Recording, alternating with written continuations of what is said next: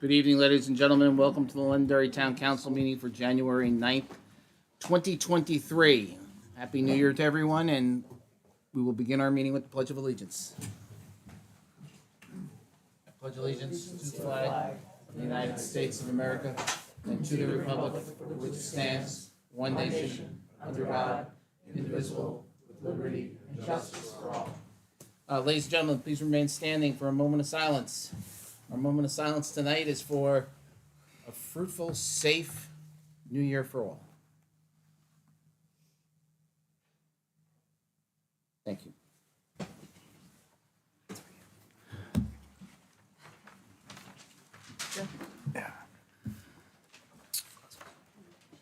Okay. No, Chief has it.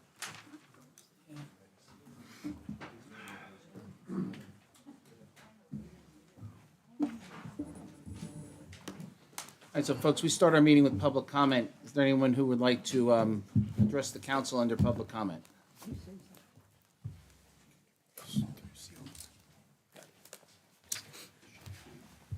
Yes, sir. Name and good address, evening. please. Hi, Doug Thomas, 143 Mammoth Road. I just came here because I was in my committee meeting today as your state representative. I discovered during a briefing from the Department of Energy that an old program is being resurrected, and that Londonderry will be one of 10 municipalities that will be getting a grant later on this year, perhaps. But it was announced that the Energy Efficiency and Conservation Block Grant Program is being resurrected, and Londonderry is one of 10 municipalities that will collectively get a total of over $917,000, which means about $91,000 per town, and this will be used for energy-type programs. So it's not a whole lot, but it's something, and it was good that they redid the program, and that be as part of the money that the state will be getting. But 10 municipalities were earmarked to get an additional amount, and Londonderry was one of them. So good news, and Fantastic. Thank you, but Doug. later on in the year, Okay. Perfect. Really appreciate the information. Thank you, Doug. Is there anyone else for public comment?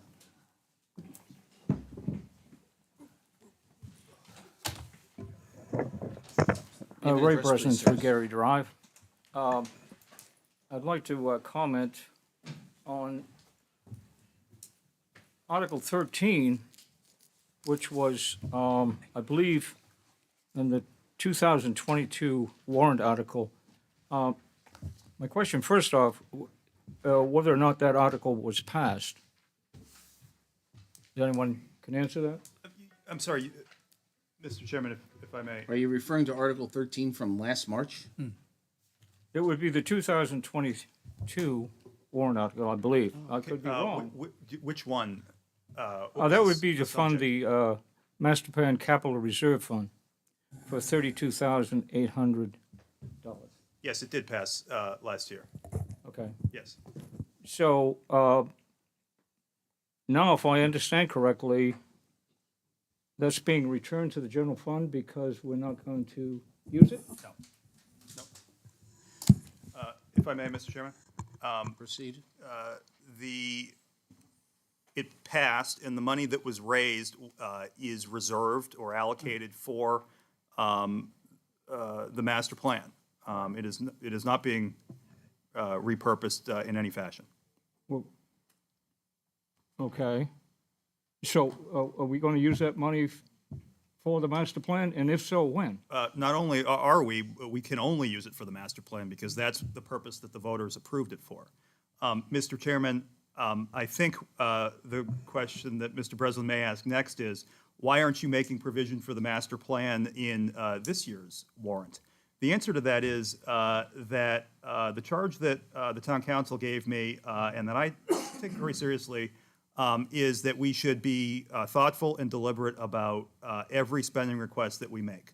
And this is a year where we were starting off behind the eight ball coming into this budget season. We have an $800,000 increase in our health insurance premiums. and another healthy increase in another Waste area as management. well. I'm sorry? Waste management. Waste management, for a total increase of about $1.5 million that we were starting behind the eight ball. The department heads came to the finance director and me with their requests, their spending requests, and we cut out about $450,000, $500,000 worth of those department head asks. One of the initiatives that I asked the planning department and the town to take a haircut on this year was the master plan. I felt that in this time of inflation, with a recession on the horizon, and a master plan, frankly, that is at this point over 10 years old, that the taxpayers would better appreciate us holding the line on the total appropriations that we were asking for as opposed to last year. And that's one of the tough choices that the finance director and I made in evaluating those department head requests. Thank you. Okay, I would just say this, that a master plan is a vision. It's not a document that's written in stone. However, it's a vision of the people of Londonderry, okay? And to continue to kick it down the road, it needs to be revised. We don't need a new one necessarily. It needs to be revised. And there are very important decisions that we have to make. And I can appreciate that we need to save money. Absolutely. But where do we need to save money? I would suggest not moving forward with the master plan with an amount that currently is only $32,000. I think we could probably cut money in different places, and we need a plan moving forward for a lot of things.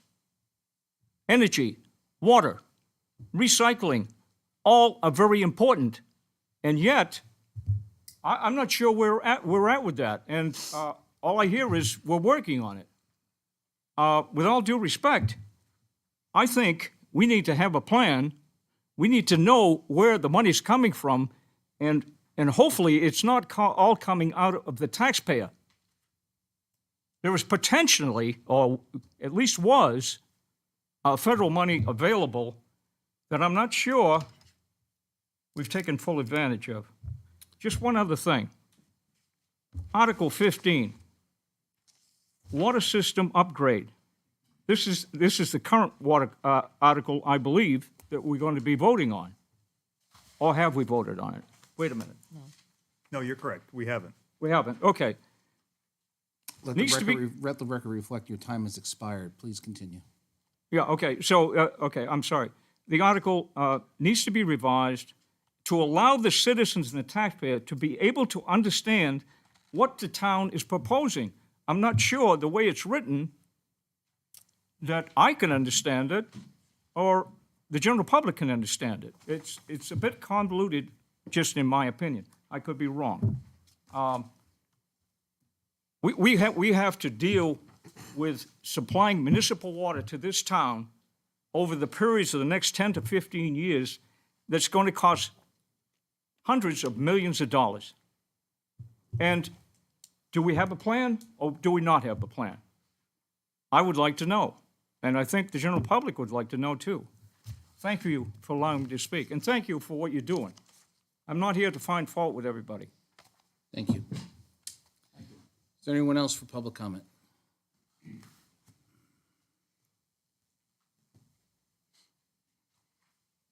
Christine Perez, 5 Wesley Drive. First of all, I want to acknowledge the fact that Justin is amazing.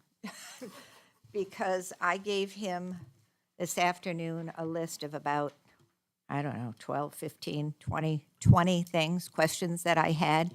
And I got them all answered in a 10-page document by 6:30 tonight. So that's incredible to me. The other thing is, are you going to allow during the budget information questions and questions from the public There'll be a public hearing on the budget, tonight? not tonight, but there will be a public hearing. There has already been one, there'll be a second. Okay, so it is not part of tonight, so no questions will be allowed to be asked on the tonight. I think we have demonstrated we're fairly amenable depending on what happens, but it is not scheduled. Okay, all right, thank you. You're welcome. Anyone else for public comment?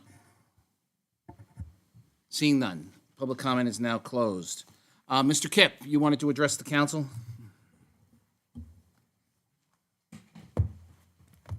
So Jonathan Kipp is our town moderator. Good evening, Mr. Chairman, members of the council. I'm here tonight to talk to you about our voting machines, otherwise known as tabulators. And the current machines that we're using, we have 4 of them in town that we own, have been used since the 1990s, so almost 30 years old. And these machines have not been manufactured since 2010. We have limited, if any, replacement parts available should one of them break. And the software that is used with these machines to both create the ballot and then read the ballot on Election Day runs on a Microsoft XP platform, which I'm told Microsoft hasn't supported since 2015.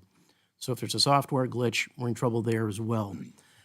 So because of that, we plan to conduct a trial of new vote tabulators at our March town and school elections.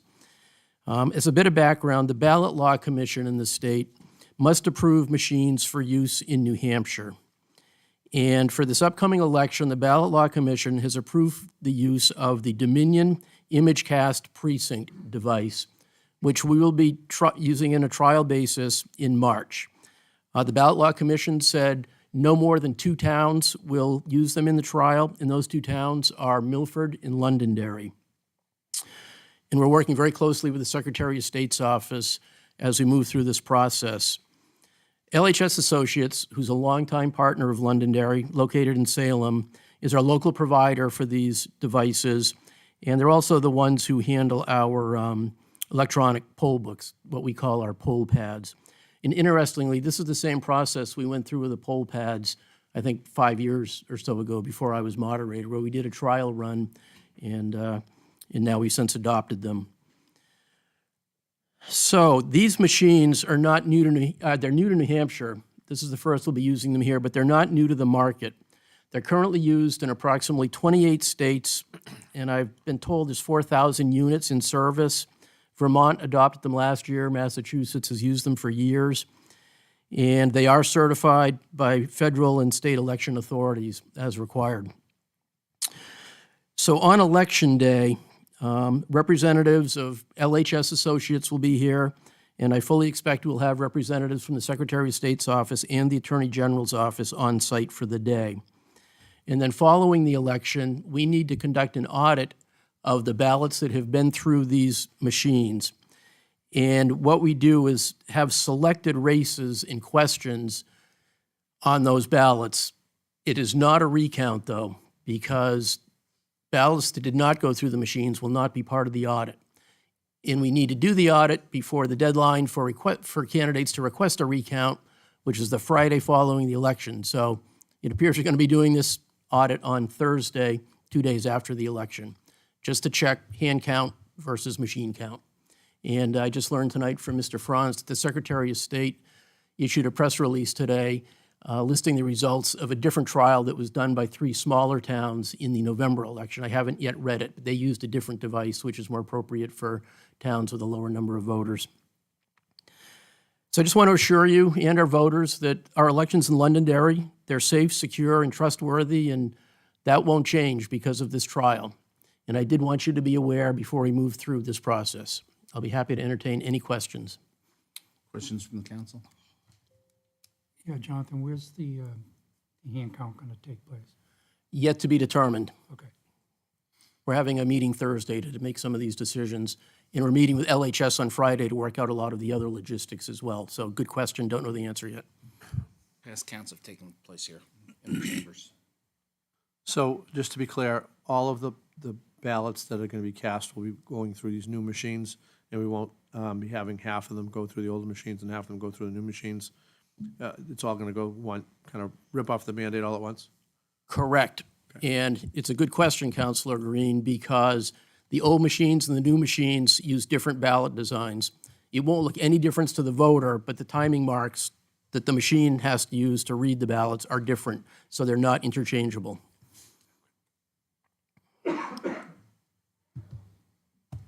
Any other questions? Thank you, sir. You're welcome. Thank you. Okay, before I move down into the agenda, let me just a couple of quick things. The council received an email today with regards to why is Town Hall open, why is the Senior Center open on Martin Luther King Day? The Town Hall and the Senior Center are both open on Martin Luther King Day. Martin Luther King Day is a federal holiday. We have a number of collective bargaining agreements with our employees that require us to have certain days as certain holidays. They have collectively bargained and not have included Martin Luther King Day as part of those days. We have a floating day so that if people want to take that day off, they can, but it's business as usual for us at Town Hall. We will be discussing later whether or not we're going to move our public hearing from Monday the 16th, which is a federal holiday, or even if we can, under the state statute. So, but we will be looking at that later on in the meeting. The other thing is that tonight, while watching the news, WMUR did a story about homelessness in Manchester. Homelessness is a great crisis here in the community and in New Hampshire and our surrounding communities. We today, they mentioned that Londonderry dropped somebody off at a homeless shelter, and the town police chief did not comment. Someone was basically dropped off by the Derry police at the Sleep Inn, was able to get a room for the evening. They were looking for a place to sleep that night. We brought them up to Manchester, gave them a courtesy ride. Derry gave them a courtesy ride to the Sleep Inn. The gentleman was looking to take a bus to New York in the morning.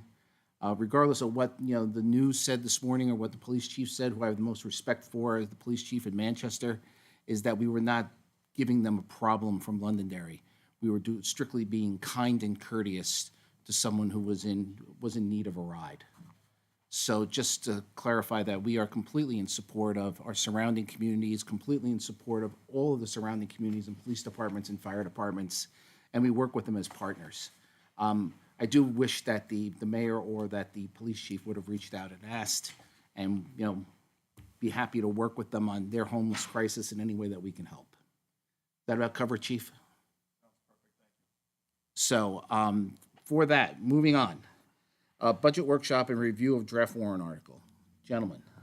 Mr. Chairman, I'll very quickly tee this up, and then we can talk about conduct the hearing, or not the hearing, the workshop, and talk about the draft warrant. The charge, as I said, that you gave us, Mr. Chairman, throughout this process and coming into it as well, was there are going to be some difficult choices that we need to make this year, based on what's happening in the economy, and based on some realities that have hit our budget in a way that we need to address. And as I said in my comments earlier, we've made those hard choices. And you've I'm sorry, can you hold for 1 second? Steve, Chairman of the Budget Committee, do you guys want to participate from up here, or do you want to do things from in the audience? I'm going to include you in the process. How would you like to participate? I apologize for not asking you earlier. It was brought to my attention, and I neglected to answer it. You guys are all good? Okay, just wanted to make sure. I'm sorry. Please proceed. Not at all, Mr. Chairman. So at the budget kickoff, what the finance director and I presented to you was a slide that showed what the total voted appropriations were last year. That is the approved budget together with the warrant articles that passed, what that total funding package was.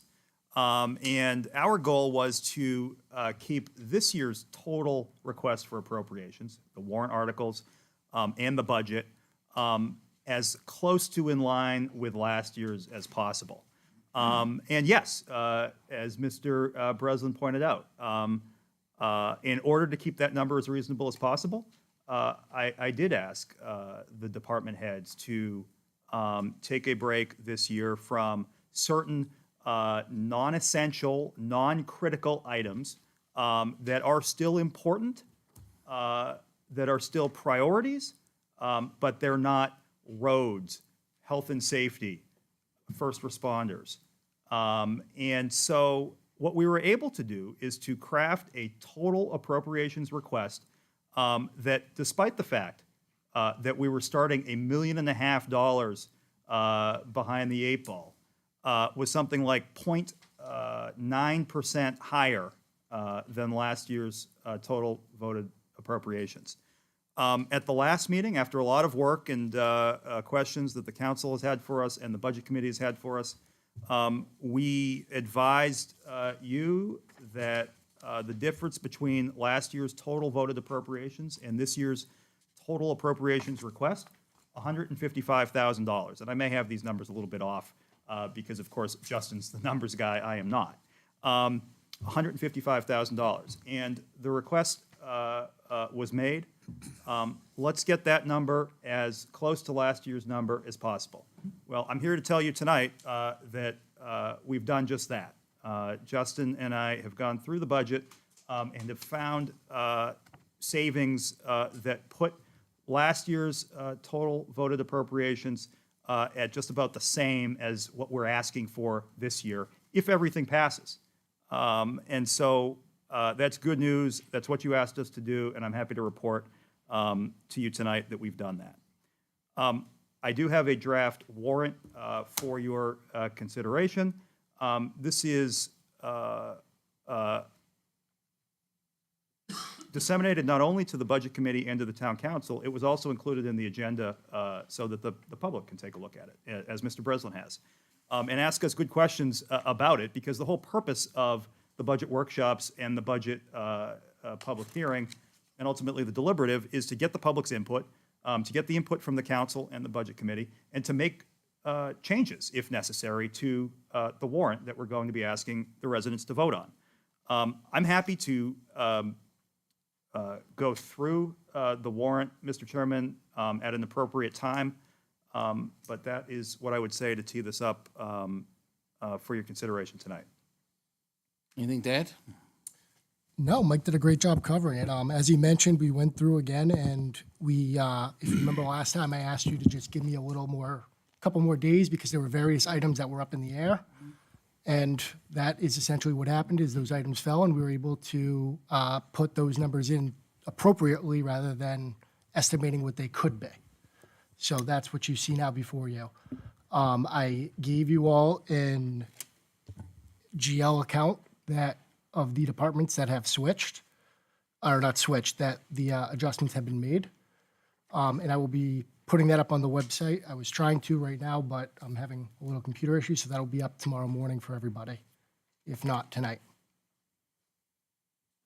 The other aspect is revenues. I recently put out an RFP to our banking partners and several others, and not an RFP, RFI, I guess is a better way to put it, for interest rates, and we're getting between 3% and 4%, if not north of that in some cases. So I was able to bump up our interest revenue estimates considerably, which is why you'll see a decrease in the tax rate on warrant article 3, but on the paper it's 2. I have not added the charter amendment to my tax calculation sheet yet. Okay. Question. Yes. Justin, last year was, what was the number? I want some hard numbers. Last year and what you guys finally came up with this year. Last year was 155, what? So last year, it was a total of $38,597,193 of total appropriations. And that includes the sewer fund. No, that does not. So it was 38 million without the sewer fund. That's all the warrant articles and everything else that passed without the sewer fund. Okay.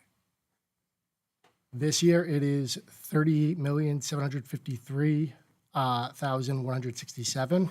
And then with the usage of UFB through the warrant articles, it drops to, actually don't have that number. It's just $9,026 below what we requested last year. And one other point I would add, Mr. Chairman, if I may, just to amplify the points that I made earlier and what Justin just said. The master plan is an example of a modest request where we determined there wasn't going to be great damage done if we took a year off. Another request was the roadway maintenance trust fund. This is no small ticket item. And through the efforts of our partners in Concord, there was a one-time payment of highway block grant payment that was made to Londonderry that was over and above, well over and above what we would typically be receiving. I think the payment was something like $500,000. And so what we did is we didn't make the typical request that we would make for highway block grant money, roadway maintenance trust fund money.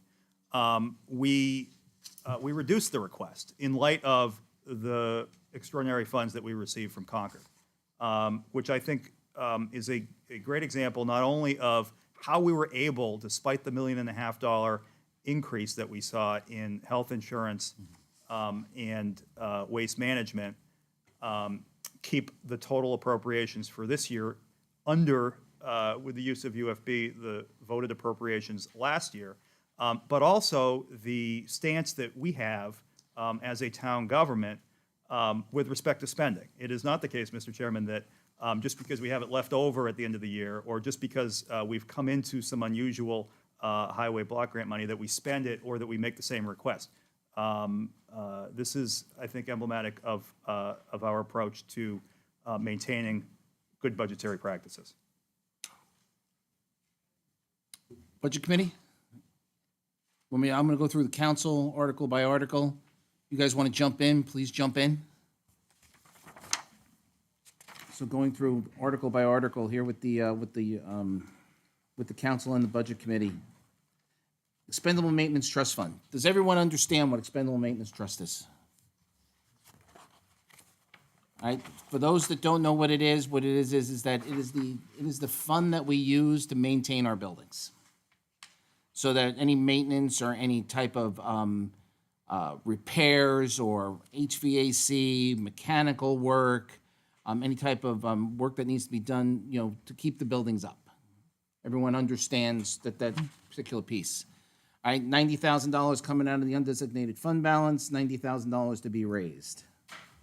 Please stop me anybody stop me when they have questions. Roadway Maintenance Trust Fund, so you just heard about that from the town manager. That is less than what we usually ask for. What are we down from? 300,000 down from what? 650,000. So we're down 350,000 there. Public Works vehicles. So fortunately, this time of year, we haven't seen a lot of plowing having to be done, but we need to be able to keep rotating our fleet. These are the dollars that will be used to help rotate the fleet and keep the fleet in good working order.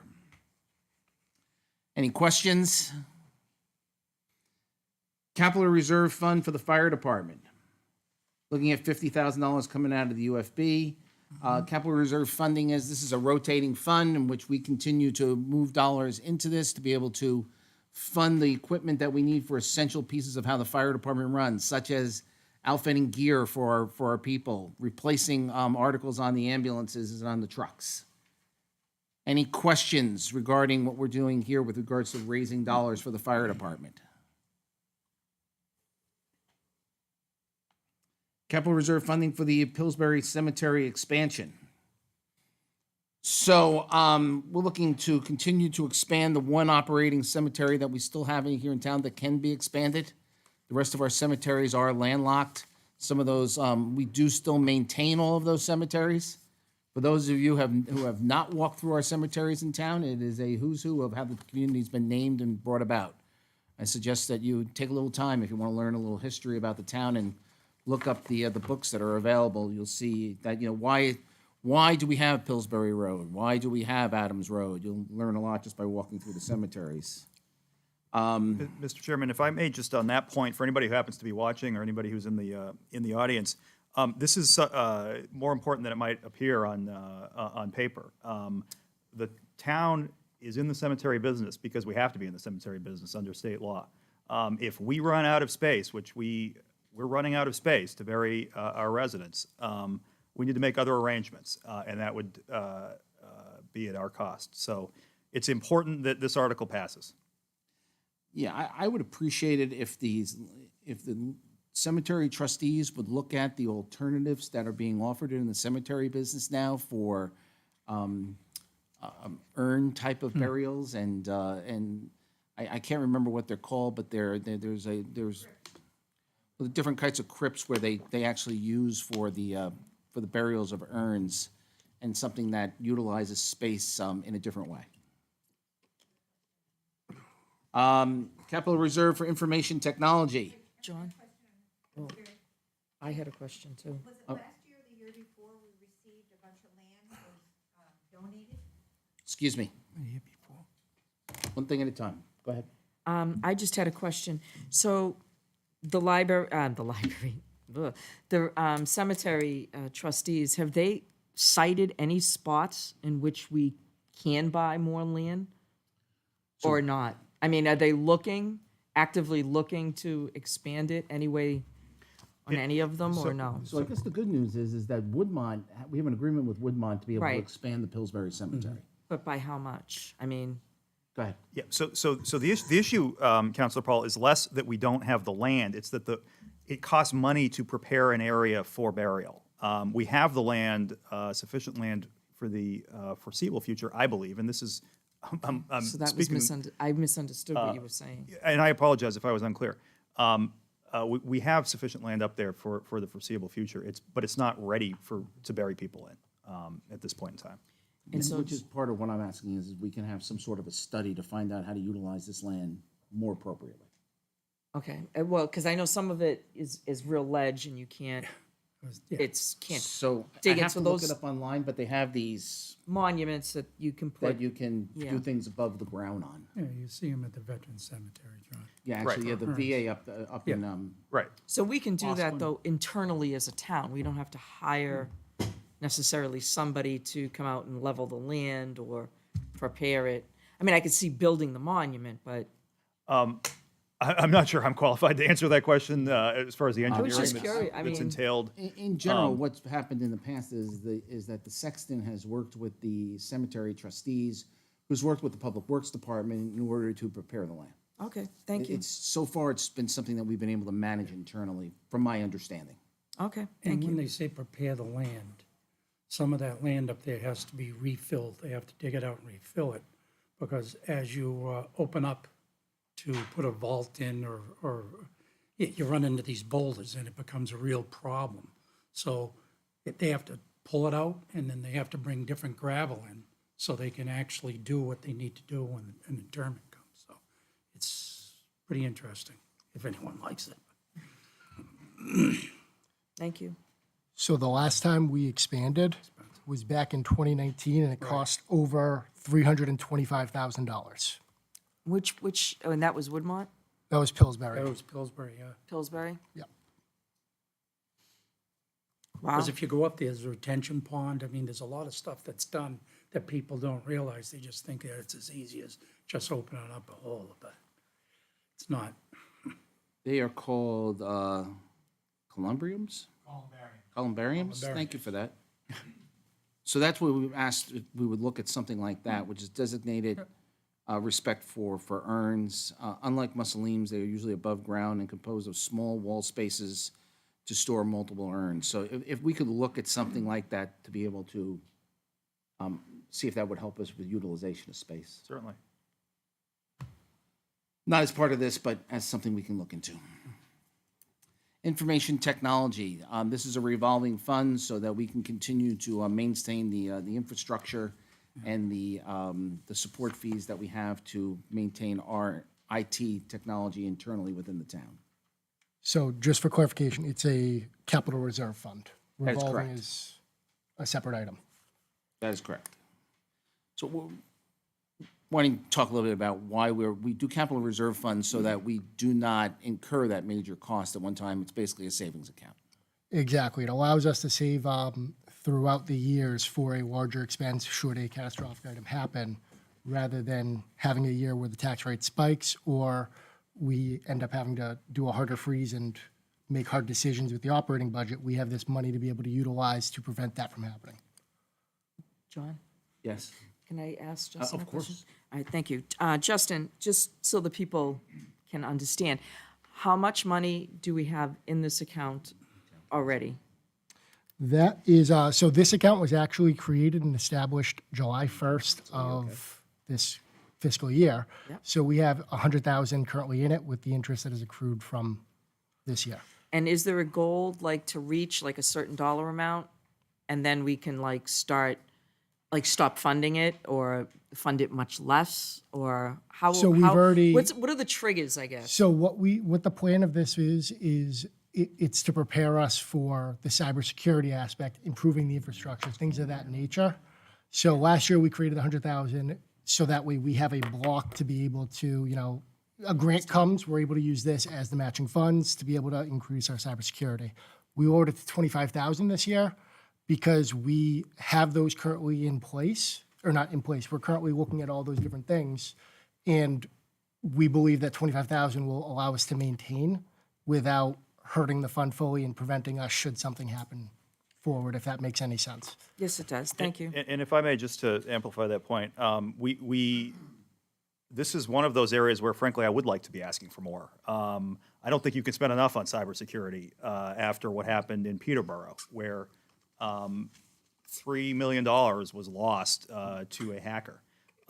But we've made significant improvements to our cybersecurity in the last year. Yep. And to the point where we have much higher confidence in that cybersecurity at this point in time. As I said, I would like to be asking for more, but like the master plan, like the highway maintenance trust fund, this was one of those areas where we're not asking for what we would like in an ideal world. We're asking for what we think is appropriate entering a likely recession in 2023. Thank you. Okay, thank you. Capital reserve funding for recreation.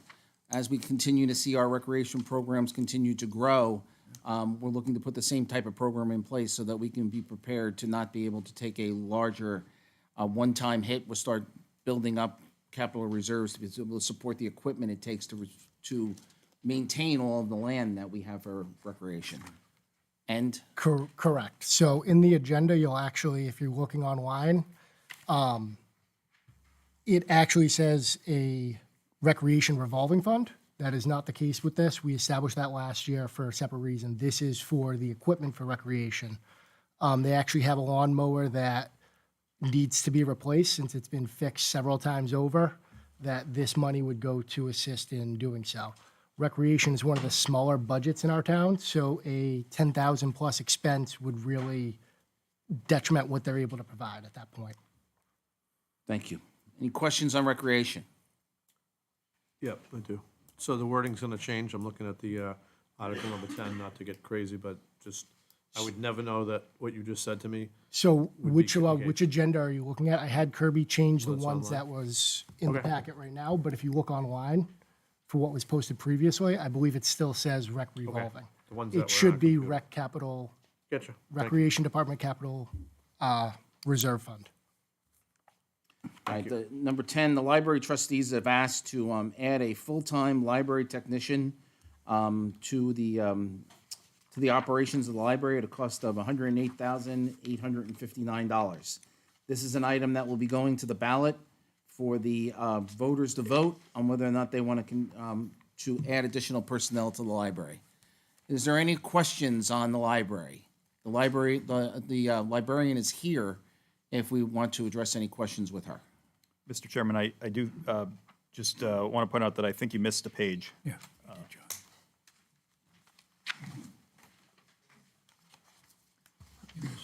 I'm sure that, Number I'm 6. sure the police department would appreciate it if we talked about their, Bargaining agreement number 1. Gotta go to Just number 11 and 6. 12, John. I was doing number 10. I was going 10 off was the front recreation. page. Is Yeah. that different Oh. than? I was working Yes. off the front page I'm Justin sorry, gave me. the order got moved around a little bit, Mr. Chairman.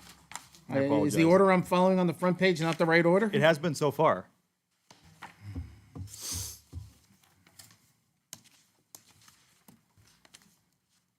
So, which, The LPEA union. so which one's gonna be number 10? The one you gave me with the packet here, number 10. Justin, or the one that's in my, That was part of my question too, because we're following this and not the packet, or the one that's on the computer. It's this Yeah. one. Follow the packet. That's why I was confused too. Look on the agenda, right, the printed agenda? yeah, The printed agenda will get it. following this. Yeah, I know, that I was too. I will make those adjustments. Thank you. Okay, thank you. As Mike said, I'm a numbers guy. The numbers are all right, Well, except for the I'll words. be happy to go back to the police one. Since I have the library one on the floor, let's deal with the library. Yeah, Mr. Chairman, I think the reason for the numbering issue there is that that list is just the monetary warrant articles, whereas what's in the agenda is all of them. That's fine. No problem. Let's just do number 13 since I have it on the floor now. I apologize for jumping over the police department. Anything for the librarian? Yes? So not to continue to beat the horse, but I, and I believe I'm not the only member of the budget committee, is still not convinced that we don't have an ample amount of staffing at the library right now. And so, you know, if you want to add more to that conversation to try and, you know, steer me in a direction, I'm interested to hear what they have to say, because our meeting so far, I'm not convinced yet. So Patrick is asking the question and saying, so they operate as a separate form of government. So if they want to put something on, you know, the council will either vote up or down on whether or not they support it when that time becomes appropriate. The budget committee will vote up or down on whether they feel that it's appropriate for them to add it or not. I am more than happy to let Erin, the librarian, address your question if she so desires.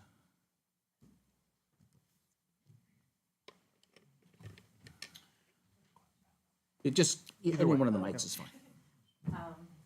Yeah, I think I addressed it last time I was here regarding staffing hours and the kind of hours we put in for programming, as well as coverage of the desks. In fact, today we had 2 people out sick, so coverage of the desks had to be shifted around. And the staff members, we have a lot of part-timers. They're not there the whole day, so there is some overlap of those people. If you come in, you might see a lot of people, but there is some overlap to those hours. So there's definitely a need for the staffing with the thought of going forward in the future with other things that we'd like to bring to the community and offer to the community. So, I don't know. Go ahead. Just clarification, so we're expanding hours as well? No, we're not Time expanding of hours. program hours? Well, we'd like to expand programming, and with the staffing, we would be able to do so. And those are the growing, more popular ones, like summer reading and all these other Yep, things. that yep, all of we've those had. things. We've had to kind of keep it at a certain number because we weren't able to have a further staffing to make it even larger. Yeah, Okay. we'd And like there's to a lot of be able to demand do for it. more, as well as more outreach, and that would take staff out of the building, so.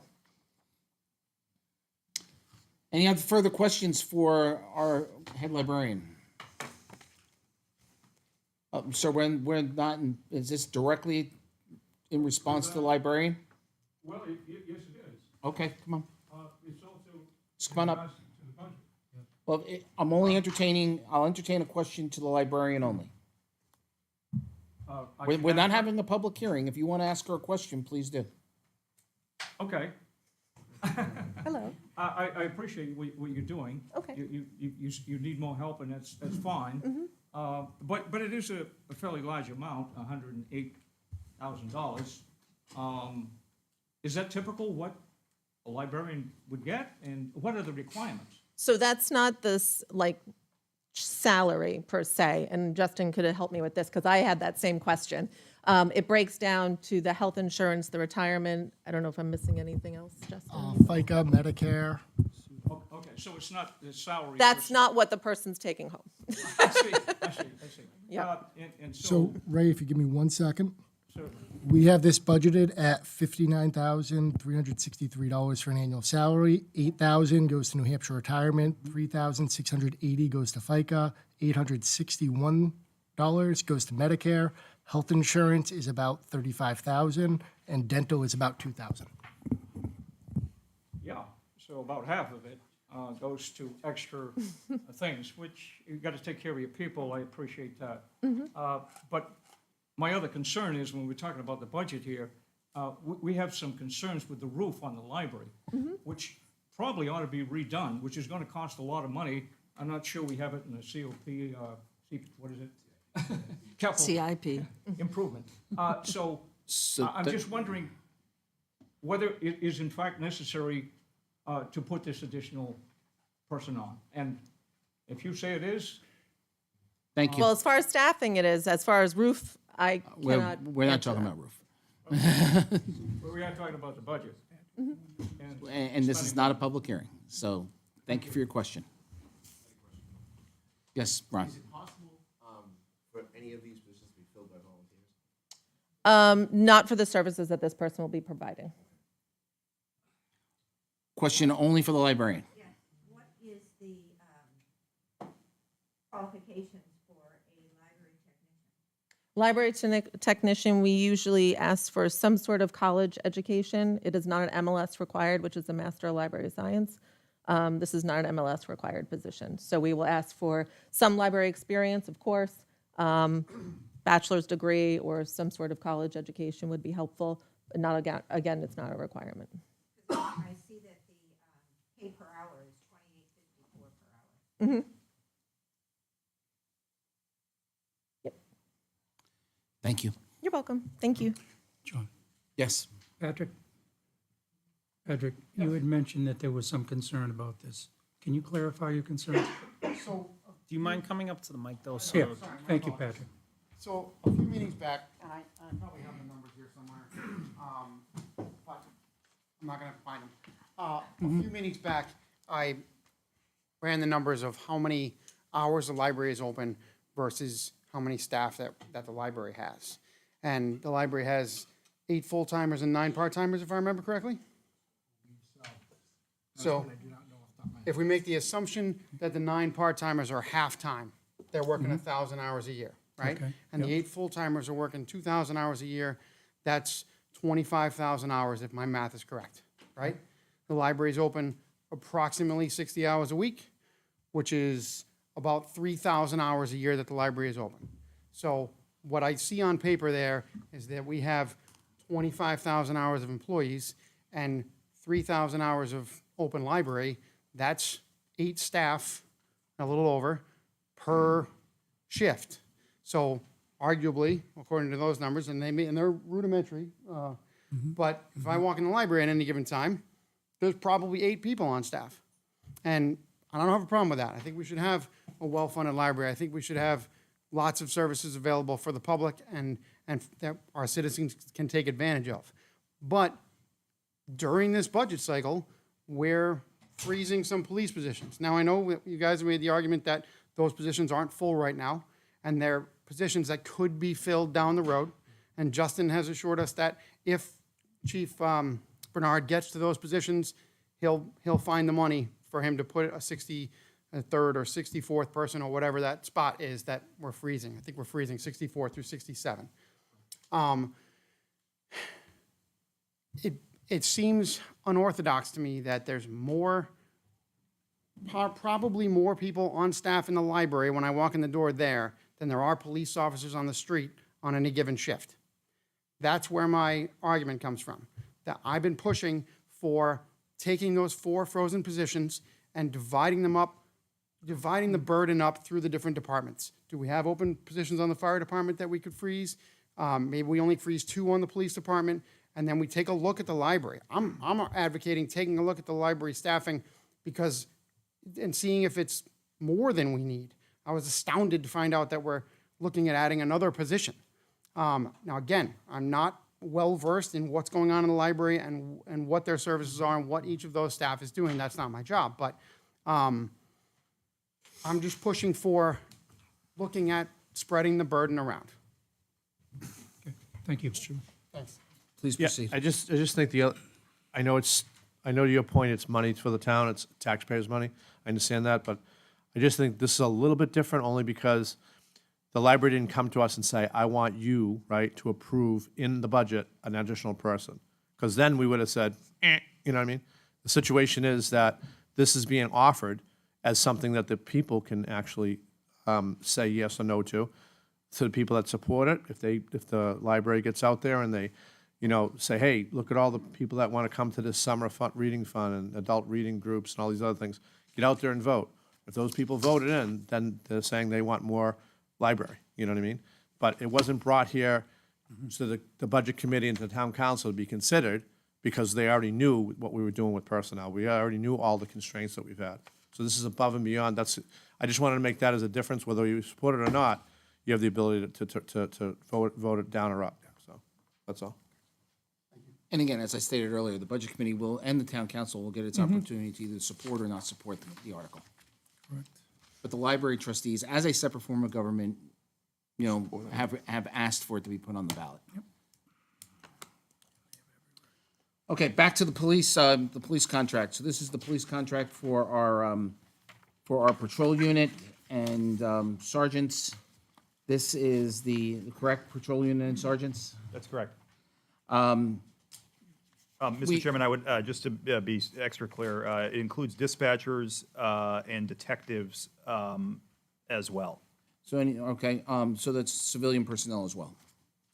So we were our negotiating team sat down with the police department.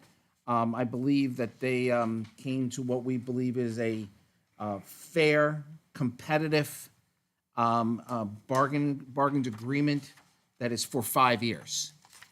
That's significant because usually we do 3-year agreements. We've now been able to lock down what our costs are going to be for the next 5 years. Are there any highlights of this negotiation that you guys want to bring forward? Sure. I think that there are two things that I would say. Well, more, but I'll try to keep it brief. This is, as far as I'm concerned, the best police department in the state, and we, as the chief has discussed at length, we have fallen behind other communities in terms of what we're compensating our police officers for. From a purely self-interested standpoint, which is we want to, as a community, continue to attract and retain only the very best police officers because some of the headaches that other communities have with their police departments, we just don't have here, and it has to stay that way. The other reason to support this contract is because it's just the right thing to do. Being a police officer, as far as I'm concerned, is one of the most difficult and least appreciated jobs in America today. And as far as compensating our patrol union for that factor, as far as I'm concerned, this is short money. Any questions on the police contract? Yes. I just think it would be good if the people knew who was on the team negotiating for us. So you mean in terms of John being written mentioned into we the had a warrant team. article, or Or just for the information? For the union. Sure. Just who's our Oh. negotiating team. John mentioned a negotiating team, but I don't think the people know, certainly who that includes. So the negotiating team for the town was led by attorney Mike Ramsdell. It included me. It included the finance director, and it included the HR director. Thank you, Mike. And you're welcome. And there were a number of negotiators on the police side of the table. I don't want to rattle them off by memory because I'm sure I'll forget one, and that wouldn't be good. I was just trying to get our team so that people knew how it works. Of course. And just, Mr. Chairman, of course, it's only, we're not the decision makers. So the negotiating team is not the decision makers on this. As you know, Counselor, it does go to the town council, who either moves it to the ballot or doesn't move it to the ballot. But the council really doesn't hear any of this that goes on. We just get the information after it's from you guys. I mean, we could go back, I guess, and go back and forth, but it kind of just, we got the information that, where you got to, where you agreed upon, And if we had an issue, then we could have said something, but it's not like the council sits there and gets involved in it. I would say that that's correct. I mean, you don't bring the decision makers into the room until you have something that looks like an agreement. The second thing is, we did have a attorney-client privileged session where this was discussed, if memory serves, before any consideration was had in this chamber, is my memory of how that went down. Yeah, we all met with the. Yeah, that's what I said. But it's not like any of us go there and negotiate. I just wanted, Made a decision over 10 years ago to stay out of it. Yeah, the town made a decision many, more than 10 years ago to, I guess the best way to explain it is not to bring the ward into the riot. right, but that, that would you be know- if all of us went. If one of us went, one of us is not a decision maker, we're just an observer really at that point. But that doesn't matter. And And that's, more than 10 years ago, doesn't mean, councils followed the same, yeah, that- just same because we piece. did it that way doesn't mean it's the way it needs to be done all the time. no questions, we are not in a public hearing. I understand. Anything further on the union contract? Budget Committee, anything further? This is not a public hearing. I'm not allowing questions on the union negotiation, no. This is not a public hearing. I'm going to the Budget Committee. Budget Committee, any questions? I just want to say that, amplify what Mike was saying, that this is, sorry, I'm doing it again. I want to amplify what Mr. Milligan was saying, that this is a good deal for the town, that it's in our best interest to have a marketable police department that other members of other agencies want to come to, because it saves us money in the long run. So it's awesome that we got a 5-year agreement, and it seems like a great agreement for the town. Thank you. I think just one more thing, one more comment. Please. Chairman, just really quick one comment. Those of us that kind of dabble in numbers way too much at work and understand numbers half as well as our finance director does. This is also a really, really great negotiation back and forth, because what it does is, again, I think Chairman said, we usually do 3 years and this goes to 5. But if you look at the rates that extended 2 years goes through, it's at an unbelievably great value. I think you said that as well, Mike. And I think that both the town came to the table, understanding what was needed by the police bargaining agreement, and both sides came to the table to give and take. And I think this was amicable for both sides based on what's happening in the world, and bringing those folks that are highly qualified and being able to fill those positions, I think, that have been open for a while. This kind of makes it front-loaded a little bit in the way, but it's in a good way, front-loaded. I wanted to kind of point that out if you look at the rates and everything, so. That's exactly right, Mr. Vice Chairman. I mean, this is as you pointed out, a negotiation that was driven by the data, and we had reams of it. The police union came with data, we verified their data, we collected our own data, and it showed what I just said, which is that we had some catching up to do. And so you're exactly correct. There is a front-loaded effect that catches us up. It's very clear from this that both sides had the goal of having Londonderry be the #1 police force, and continue to be the #1 police force in the state. So it was very clear both sides. When you have a common goal, it's kind of easy to get accomplished. So thank you to both sides. Right, on the warrant article, can you check I believe that the number is for the Londonderry Police Employees Association, it's not 67 and 3. I believe it's 47, Mr. Chairman. Yeah, if you can just check Yep. those numbers. Okay, number 12 is to, if this fails at the ballot, is to authorize the council to have, call one special meeting to discuss its options. We talked about number 13 already. 14, capital equipment for the cable company, cable section, $32,500. This is self-funded. Any questions about that?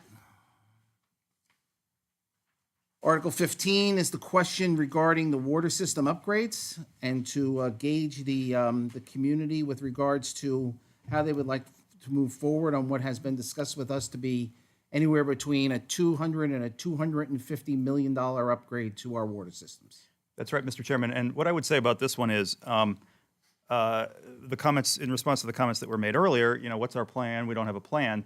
We do have a plan. And this is part of that plan. As the council knows, we received legal advice that this kind of a question should appear on the ballot. That's part of the plan. And the reason that it's on here and the reason that it's worded in this fashion is very simple. Is there state and federal money available, grant funding available for water infrastructure? Yes. But this is there to highlight one very important factor. We are not going to perform any of this work for free. And so in a town where a good portion of the eastern part of town is not affected by PFAS, there are other reasons to value water infrastructure upgrades. And in a town where we have a rebate program that will remediate PFAS in anybody's well at the state's cost for those people who are outside of the consent decree area. Are there enough people remaining in town who are willing to invest what will almost certainly be millions, if not tens of millions of dollars in running water pipes out to people's residences? I don't know the answer to that question. And I think it behooves us as a town government not to assume that everybody supports investing that kind of money in water infrastructure. And so it's there simply to highlight that this is not going to be free. Second, that this is a significant undertaking. And third, to gauge what the voters have to say about that. Go ahead. Mr. Chairman, and I just want to applaud us, the town, for putting this on. I can remember when Lisa was sitting in your chair and she started to, if everybody remembers, you could go back on the minutes and listen to this, when I was saying that we should really look at townwide water. I've heard it, this is the 12th year I've been on the town council. I've heard it for 12 years. Well, if people have the appetite to do it, vote for this then. If you don't have the appetite to do it, don't vote for it. So I applaud you guys. It started as, an embarrassing moment for me because I asked the question, but to see this here vindicates that question. And at least now the town can really vote on and give us direction as to where we want to head in that one. So thank you. Thank you, Mr. Vice Chairman. I just want to point out that this isn't just about contaminated water. I agree. This is about having pressure if there's a fire. This is about people's wells running dry. So you can put in all the water filtration systems you want. That still isn't going to guarantee that you'll have water going to your homes, especially as Pennachuck and other water companies come in and are draining off of the groundwater, which is, there. That's not, we don't own it, which will lower the levels. And, with all the rain, we're sitting there going, there's still no drought. But as southern New Hampshire grows in population, not just Londonderry, all of it, the building, the development is a drain on our resource. And this is why this is important. And to be honest, Joe, I get your point. Since 2015, I have been talking about the water issue in this town that has fallen upon deaf ears, quite blankly. It really has. And I'm glad that we're moving forward. I wish we had done it a long time ago. We would be a lot further along, and it wouldn't be such a crisis to move so quickly. I'm uncomfortable with the wording of it. It really is almost scary. And I really think that it's a deterrent for people. It's not talking about the facts. It's a deterrent to kind of scare people to vote no for it. So I think it could be worded a little bit better. I'm not exactly sure. I'd be more than happy to write something down and submit it. I thought about it for a bit, but I had a lot of stuff going on, so I didn't have the time to do it. But I will do it if it's possible to do. I, again, just feel that it's almost intimidating the way it's worded, and it's not necessarily saying that, you know what, next year we're going to spend $200 million on a water system, and it may be 50,000 here, it may be 100,000 there, maybe $1 million there. It's not going to be all at once, and I think that that's what makes this scary, is that it sounds like we're going to spend millions and millions of dollars tomorrow, and that's, technically not true. So that bothers me, the verbiage. That's all. Yes, gentlemen. Do we have to, I mean, when you read it, it says, I'm gonna raise tens of millions of dollars out of your property taxes. It doesn't say there's state grants, federal grants, assistance to help us. So if we're not gonna name all the resources for funding, how about we just name none and just say, are you guys interested in looking at a townwide water system for everybody? Or are you not interested that, understanding that it would cost some money to do this, and there are various resources to do that, without actually terrifying them, saying, we're gonna raise your taxes by tens of millions of dollars, without telling them that there's grants from states and federal, but we're not gonna count that. So we're Right. kind of listing the scary side, but Right. not the other side. Do we even need to mention it? So I feel, Mr. Chairman, that it is important, because we've talked about some specific projects with our attorney and with DES, and the project, so the project really that would probably take place first would be to run a water line some distance of the way down High Range Road. That work is going to be taking place anyway, some of it. But St. Gobain is only going to be doing that in order to reach residences that are within the consent decree area. We've looked at this from every single angle. The town doesn't have a legal basis to sue St. Gobain. We can't do it. That's not to say that other residents can't do it. We can't do it. And so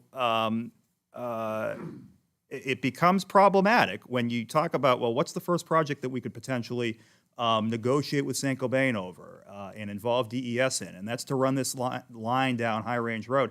If you do it its full distance, $50 million is the number we got. So that's the first step.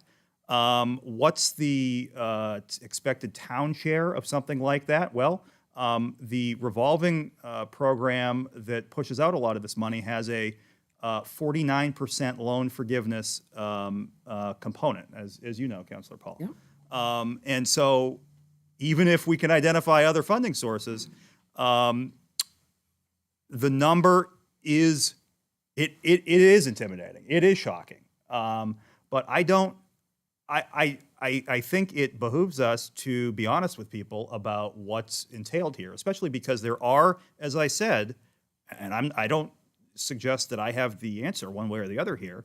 There are folks who like their well, have frankly never had their well tested. I wouldn't advise that, but are happy to, as long as it produces water, continue drinking it, and they don't have to pay their water bill. There are those people in Londonderry. There are people who don't have PFAS contamination. They're not all that concerned about supply issues, and are just fine. And then there are people who see the bigger picture and recognize that improvements to water infrastructure do bring other benefits, such as supply, potentially economic development. But you can't begin to have this discussion if people are under the misimpression that most of this project is going to be paid for at the state or the federal level. Sitting here, I can't tell you that that's the case. My best advice to you tonight, and what I heard from the attorneys, is you can expect to pay many millions of dollars if you go down this road. Mike, if I could just suggest that it's rewritten, to follow up Tim's point, rewrite it somehow, because this right now is written to fail. The average person, when they see this, they're gonna say no. If we could present it like Tim did and say, hey, maybe have a general article, say, are you interested in pursuing a citywide, townwide water system in the future? Don't scare people. Because there is gonna be money out there, but we're basically presenting this to fail, because no one's gonna vote for this. So, I'm sorry. No, and like, and the only thing that I wanted to add to that was that, and I think that we're not talking about like a complete, like, rip this apart. Maybe to see if the town supports raising funds from property taxes and other possible federal and state programs required to acquire, construction, and/or upgrading the town's drinking water system. So that way, now you still have. Much better. Much better. You still have the prop. Knows it's not just a PFAS issue, it's other aspects, other issues in the water. But I think this, the way it's written, is gonna fail. No one's gonna sign over on this. Agreed. I wrote down what I just told you, but we can talk. Joe, I would like your. Yeah, one conversation at a time, please. I'm sorry. That's okay. So I think what we're hearing is that it is suggested that we add something in here to be able to reference that there may be funds available from private industry, federal, and state, that there may be. In addition, if those funds are unavailable, then we would have to be asking the residents to fund this. Somehow we need to work that message in so that they have an understanding that they may or may not, but this is something that we need to get on the table. Yes. Can we also put something in that this would be occurring over an extended period of time? It's not a tax burden now. It's a tax burden periodically over the next decade or however long these projects take. These things aren't gonna happen in a minute. Right, so you look at it like a maintenance fund, a water maintenance fund that, it gets funded every year to take care of this, just like we do everything else in this town. But there's a lot of upfront costs. I'm sorry? There's a lot of upfront costs that were gonna occur, and a The- good portion of it's gonna come through engineering. And engineering can be That's in excess of, that's right. on something like this, I mean, And you over can't apply for those $1.5 million. grants for that, and I've seen many towns this year get substantial amounts of money from ARPA, from the loan fund that got forgiven, that also towns that had the contamination also got money from FEMA. So that I've seen it, that it brings it down substantially. Is it gonna pay the whole thing? No. I'm not gonna lie to people, no, but it's a good I chunk also of think we it. have to be honest with the people and say, look, if you wanna And the get longer into we this wait, the endeavor, less money there is, if you Jim. wanna get into this endeavor, it's an expensive endeavor. It is. It is. And Merrimack, you can look You at think a high Merrimack. school costs 78 million? Yeah, but look at Merrimack. And They that's, did it. that's the fact. They did it, and then they got everything forgiven, and they got most of their money back. Because they were in at the beginning. I'm not going to debate what other Yeah. communities did or didn't do because. It's not Merrimack- convenient. Excuse me? I said it's not convenient. Well, first of all, I don't know what you've stated as fact or not. We'll do some research and we'll find out whether it's fact or Okay. not first. Okay. And whether or not Merrimack was forgiven all their money. I or said most of it. Or whether they were or they weren't. They've been dealing with this for over 10 years. I've been attending the meetings. So we will find out whether or not we can learn anything from Merrimack, whether things are fact or not to begin with. There are no questions, sir. This is not a public hearing. This is not a public hearing. Right? The council and the budget committee, ma'am, you're out of order. Please do not interrupt us again. Ma'am, you are out of order. Please do not interrupt us. I'm asking you nicely. Do not interrupt us. The budget committee and the town council are having a discussion. This is not a public hearing. This is not public comment. Please do not interrupt us. Now, we need to take a look at this and see if we can put something in here that helps people further understand what it says. So that we can make it clear for people so they don't understand, are looking at it and saying, okay, everyone understands that this will wind up how sewers are done down the road and that they'll become self-funded by the users. Okay, we understand that here in the room, but we need to be able to communicate to the people that there is an upfront cost. It may be millions of dollars. It may be supplemented. It may not be supplemented. Somehow we need to get that message across when we ask the question. So if we can work on the wording to see if we can come up with a way to be able to get those questions across. Absolutely. Mr. Chairman, when does this have to be done? What's the our drop dead deadline date? here? Well, it's well, I'll let the, So I will be submitting a rough copy of this to DRA tomorrow. We are able to adjust the warrant articles up until after the deliberative session. right. So let's- I would say this is one that, the rules at deliberative are you can't change the subject matter. I think this is one where the subject matter is clear enough that there is flexibility to change this as late as the deliberative if it had to be done. So let's. And where this is non-monetary as well, it is less of a concern for DRA if we change it at that point. Okay. I have a suggestion here.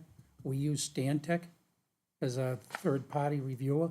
Believe me, Stantec's well-versed in water systems and wastewater treatment plants, so maybe you can have the department call them and see if you can get some numbers, or, because there's a lot of money, it's reality. I agree, I don't want to scare people, but I think people need to have some somewhat concrete information on what's this going to cost us?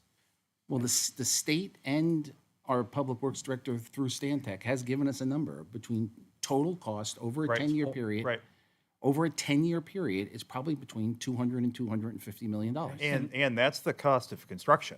If we were talking about acquiring Pennachuck's infrastructure, I don't even want to guess what Well, we're talking about. then maybe a simple question would be, how much is it going to cost us for upfront costs for engineering, for something like this? Because Right. that's where you're going to start. Yep, that's a good It's not suggestion. actually building it. Right. It's putting it together. That's a good And that suggestion. may be a better number to look at. So let's step back. Let's see if we can find a way to be able to communicate this in a way that people understand that it is not, it may or may not be solely on the taxpayers of Londonderry. Thank you. Yes. Can I just follow up on Jim's point? I think you got a good point, Jim. Maybe engineering. Say that this is how much engineering costs. Jim's gonna look into it. You know, give the people an idea how much it's gonna cost. I think a better way, I like yours. Well, how much engineering costs are going to cost up front, Exactly. and what we project a total build-out would be. You know, that may be a little bit easier to swallow and understand. Yeah. I like your suggestion. With the time period. Yeah. Because right now, it doesn't say like over 10 years, it's just Yeah. kind of like tomorrow. Right, right. Yeah, right, and it's going to be difficult to forecast what the time period is, but I think the suggestion to say that it's not all happening at once is a good one. Yeah. Yeah. I mean, if it's a 20-year bond or something like that, or whatever the options are, it could be the time period might not. I mean, because it doesn't even mention a bond, so some people thinking, well, my taxes go up tomorrow. Right. Yeah. Yeah, it has to be clear enough so that when they're reading 15 or 16 other warrant articles, they understand what it says. Okay? Yep. All right, we seem to be missing anything on the Lions Hall. Are we not going to address the Lions Hall? So the advice that we got from Attorney Ramsdell was this. This is sort of the same issue, actually, that we're just talking about, which is if the article that we drafted was a multiple choice question. Do you for what purpose do you think the Lions Hall? To what purpose do you think the Lions Hall should be put? It's going to need to be renovated. It's going to need to be brought up to fire code and building code. And that is going to be, like the water issue, at town expense.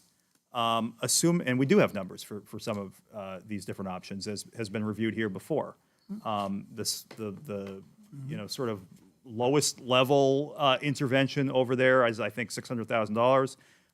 A complete renovation was $2 million, I think, is my memory. About right.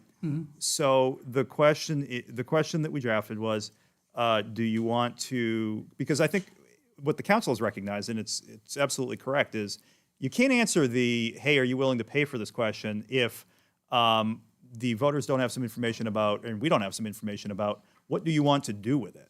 And so the question asked, do you support a recreation center? Do you support a community center? Do you support renting it out in the same fashion as the Lions? Do you support selling it? I think we know the answer to that, but it'll be useful to confirm that people value this and they want to retain it. There may be some people who, from a dollars and cents standpoint, don't agree with that. The advice that we got from the attorney was, there are, again, echoing the comments that we've gotten here, there are so many other variables at play here that this warrant article really doesn't provide us with useful information, and in fact, it may lead to confusion. The advice that we got was there is a way to do this. There is a way to gauge community interest. There is a way to workshop this or do a survey, as has been suggested, and perhaps try to get at the question that way. The thinking is that our ability to get a little bit more nuanced information will be better than the voters answering a non-binding question at the end of the ballot, which may, as you pointed out, Mr. Chairman, be a prime occasion for confusion. Yeah, I mean, I agree, this is definitely not a yes or no question. Charrette's, what was that thing? Surveys, across the monkey. Survey monkeys that we talked about before. I mean, that's how you're gonna get it. It's just not ready to be put on a ballot of a yes or no question right now. Yeah, and I think we need to point out to people that this was the meeting house for the town, where they held their meetings, where they prayed. It was the Reverend William Morrison's meeting house, and it was moved. And it used to be at the corner near Schoolhouse Number 1 on the hill, on Pillsbury and Hardy, right at the top there, and then they moved it down to where it is. And so it has significant history to our town, which I think is important when we're talking about a building like this and what we're going to do with it. I think it's 1779? No, 1769 was when it was actually added on and built. So it's pretty old. And, Yeah, and and- it has a lot of significance to the town. I mean, that's our meeting house, and it was where people went to pray and make decisions and have dinners, and it's important to know where you came from. I agree, and I've sat with Ann Champa and talked at length with her about it. It has a fascinating history. What I will say is this: the ballot is unfortunately not an appropriate or perhaps even legal place for all of that history, and that's the challenge here. Is you Agreed. can't unfortunately Agreed. tell the story of the Lions Hall on the ballot. Yeah. Real quick question. With that being said, how much is it gonna cost us to mothball the building for a year or 2 years? It's done. We have to shut it down. It's has all been. mothballed? Yes, it is. It's Yes. winterized and everything. Okay, good. At Super. fairly insignificant cost, Okay. if I recall correctly. Awesome. All right, maybe we can debate around whether we can ask the Historic Society maybe to get involved, work with the moderator, see if there's, for different venues, we can see if we can get a survey out there and gauge some sort of feelings from the community about how they feel. Absolutely. Thank The you. other Mr. thing I Chairman. see that is missing is the first responders warrant article for $395,000 that we talked about on multiple occasions. Yes, Mr. Chairman. This is an area that Justin and I, or I should say the finance director and I, spent significant time on the phone with Attorney Ramsdell over the past few weeks. The issue we have is this. We have a statute in New Hampshire called No Means No. And what that statute provides is that if you put something on the ballot, and I believe that the way the first responder warrant article was going to be framed was either as additional support for the first responder departments to address the effects of rising costs of goods, services, inflation, things like that, or as additional staff support for those departments. As you've said many times, Mr. Chairman, we have a curious law in New Hampshire, and it's not just this one, but this is the one that we're talking about right now. If a request for funding, for additional funding over what we're requesting in the operating budget for the first responder departments were to fail, we would be in jeopardy, in very serious jeopardy, based on Attorney Ramsdell's opinion, of not being able to overspend the first responder department lines by a penny.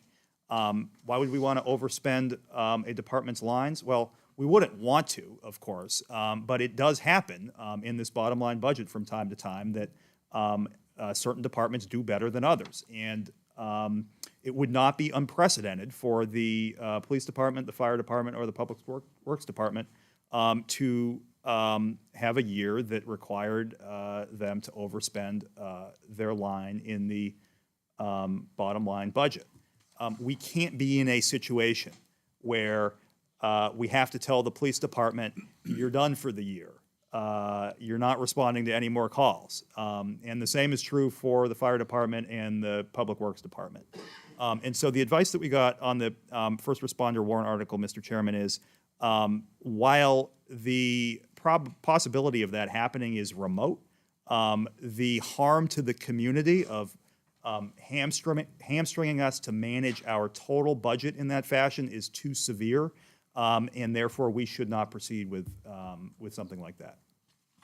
All right, so the idea behind all this is that we've worked through 10 years of being able to bring in a budget at default or below.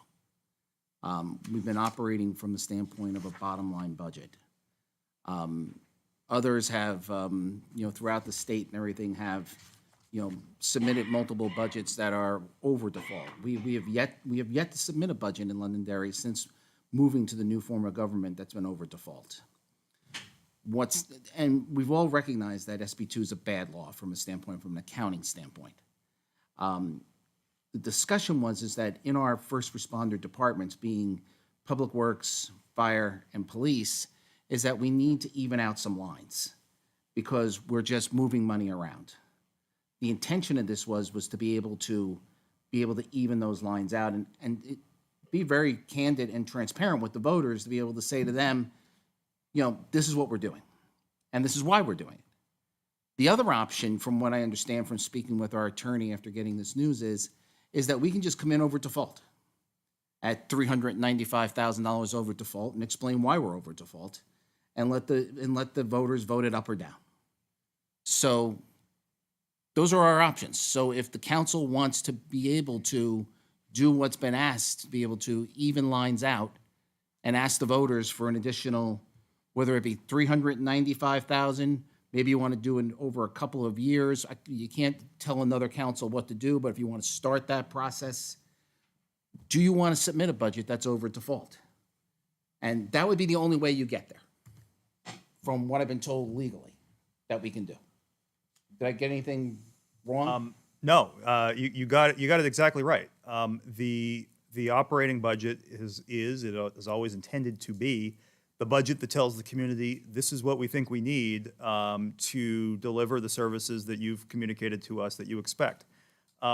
It's a bad law, Mr. Chairman, and one of the as I mentioned, one of the concerns I think that we do need to get we do need to have this discussion every year because the days of us always being able to come in under default, eventually they're not going to be here anymore. And what I can tell you is that one of the concerns I have this year about, first of all, the first year that you do that, people are going to notice. And the adjustments that Justin and I have been able to make to these lines, they are, if the operating budget fails this year, and remember right now the operating budget is under default, then we're stuck with the default budget from last year. And we're funding building maintenance, vehicle maintenance out of personnel, just like we were last year. Because, again, it's a crazy law, but the movement between lines that Justin and I are proposing in the operating budget do not carry over to the default budget. It is just a mirror image of last year's budget in that regard. So I support what you're saying. I think we need to come to terms with the fact that the cost of every good, of every service, it goes up. And the default budget really only goes up by what we've contracted for, so CBAs. Everything else we're trying to find somewhere. And so, I support the sentiment. I worry about the operating budget that Justin and I have recommended to you and that's been worked on by you and the Budget Committee. I worry about it failing and us being right back to square one.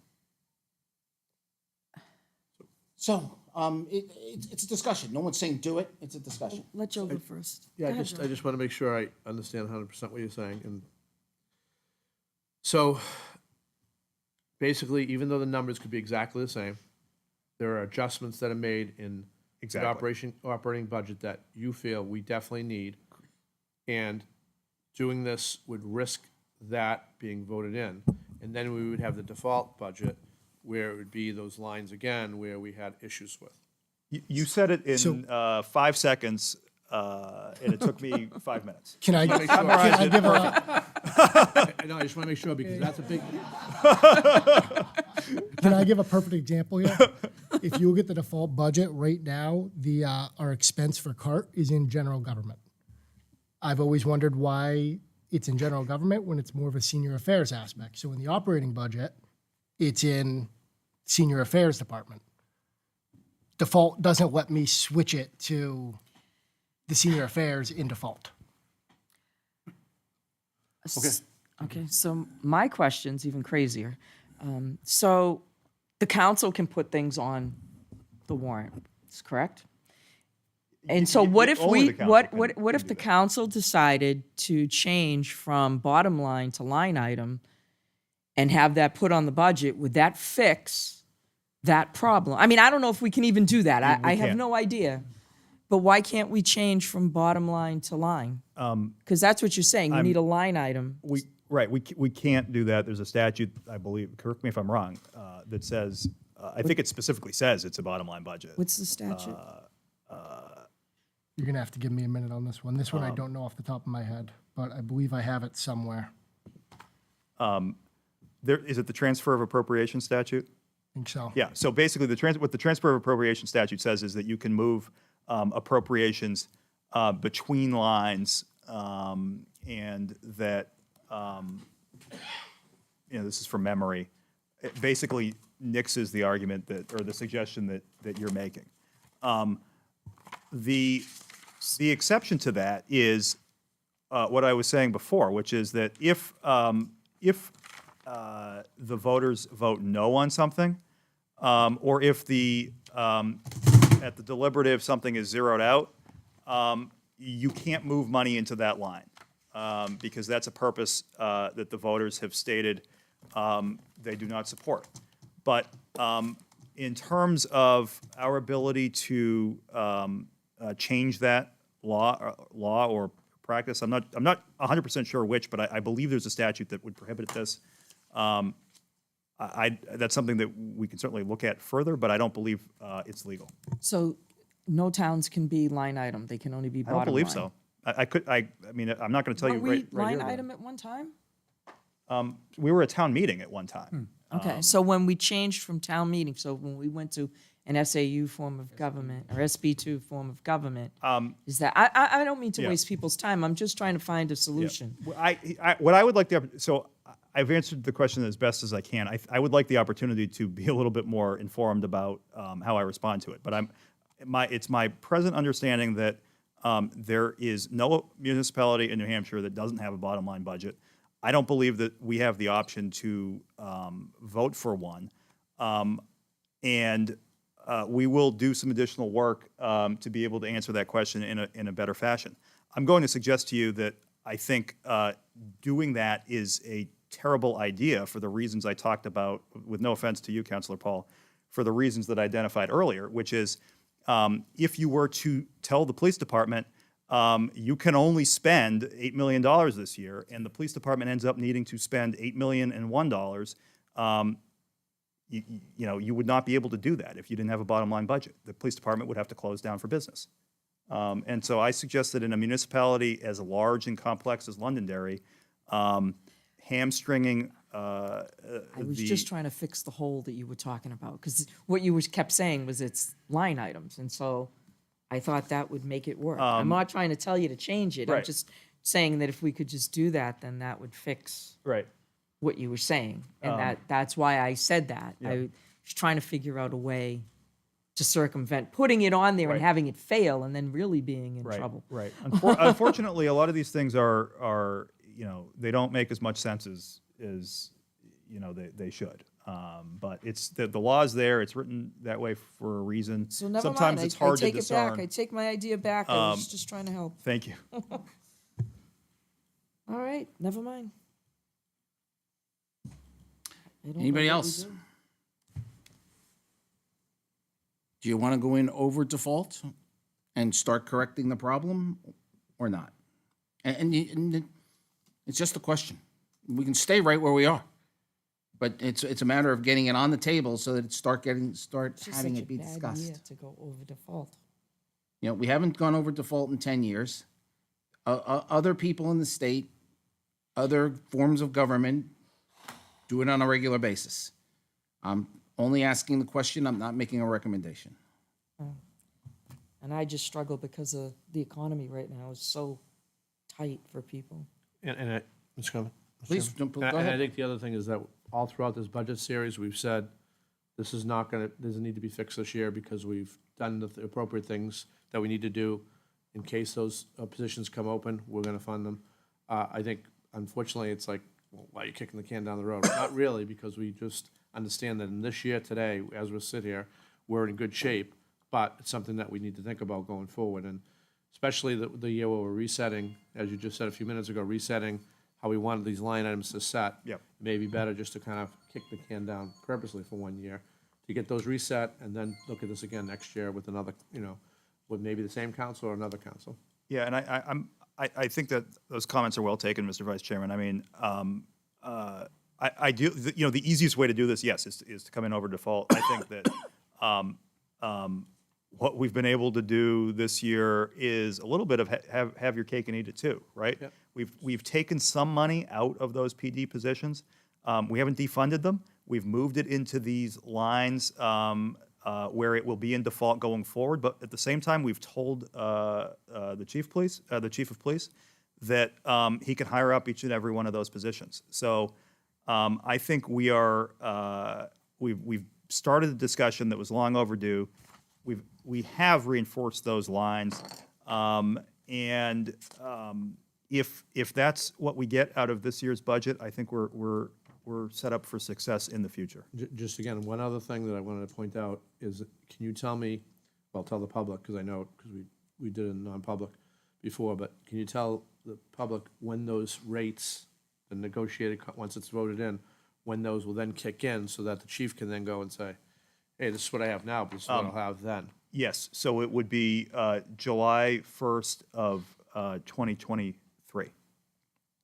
So, again, if everybody sees the plan, like you said earlier, some people say we don't have a plan, but we do have a plan, and this is actually to increase and to improve, and to give the chief even more ability to get those folks and maintain the others that we have already. Correct. So, thank you. But again, just to reiterate, Mr. Chairman, you're exactly correct. That is the proper way to do business. It's a better way to do business. It's just because of this law that we have that I worry that if the operating budget were to fail, we would be in a bad spot. Yeah, and the charter vaguely refers to it. So, all right. So no going over default. We're going to stay where we are.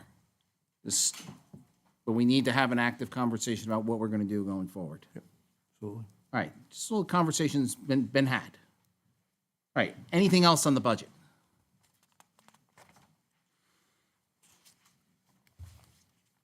Yes. One small thing. On Article, three, I believe it is, it's possible to put something on there that says what the tax rate impact was in FY '23, so that the board has something to compare. We say that the resultant tax rate impact was $4.12 and a bit cents. Is it possible to add in something of comparison for the voter? I think that, if I can come up for a second, I think that part of why we get a lot of no's is because voters don't understand that they're starting at zero tax when they start voting on these things, and that they add up to whatever the tax rate's gonna be, both on the school side and the town side. And so that's a point of confusion at the ballot, on the ballot, excuse me. And if we had a comparison to what it was in the past, I think it would be clearer, if that's possible. I don't know if the law says we can't, but. I don't think DRA is going to be overly thrilled about that, but we can ask. I can look into it. I think I've done this previously where I've looked into it, but it's worth asking again. Their concern, I believe, previously has it is it's misleading and potentially could confuse the voters on which one they're now voting for. Yeah, I have no problem double checking, but I think that was the answer I got when I asked previously, because, yeah, because it is, I have to explain to people that, I know. But I have to explain to DRA people gives the that you're voters so not- much credit. You're not increasing $4.12.1. That's what you're starting with at that point. And that's a lot of times, I agree with you that I believe a lot of people sit there and say, well, I don't want to increase it another $4, which that's not the case.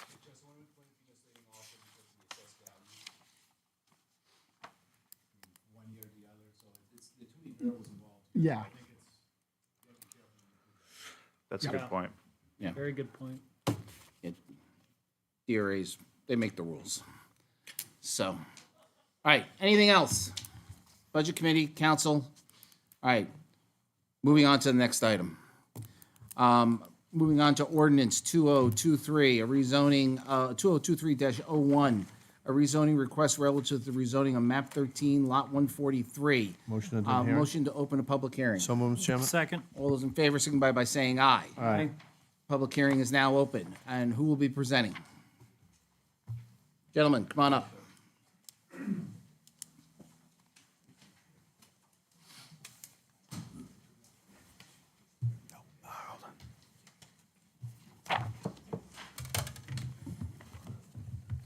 Gentlemen, thank you for your patience. Please introduce yourself for the record. Good afternoon, Mr. Chair and council members. My name is Bob Carey. I'm here on behalf of Gizmo Enterprises, and with me is Todd Bain, who owns Gizmo Enterprises. Thank you, Mr. Carey. At this time, would you please let the record reflect that Mr. Carey works for Orin Reno. My daughter is also employed by the same law firm, and that I will be stepping down and turning the gavel to the vice chairman. Thank you. Okay, Mr. Carey, you can proceed. Thank you, Mr. Green.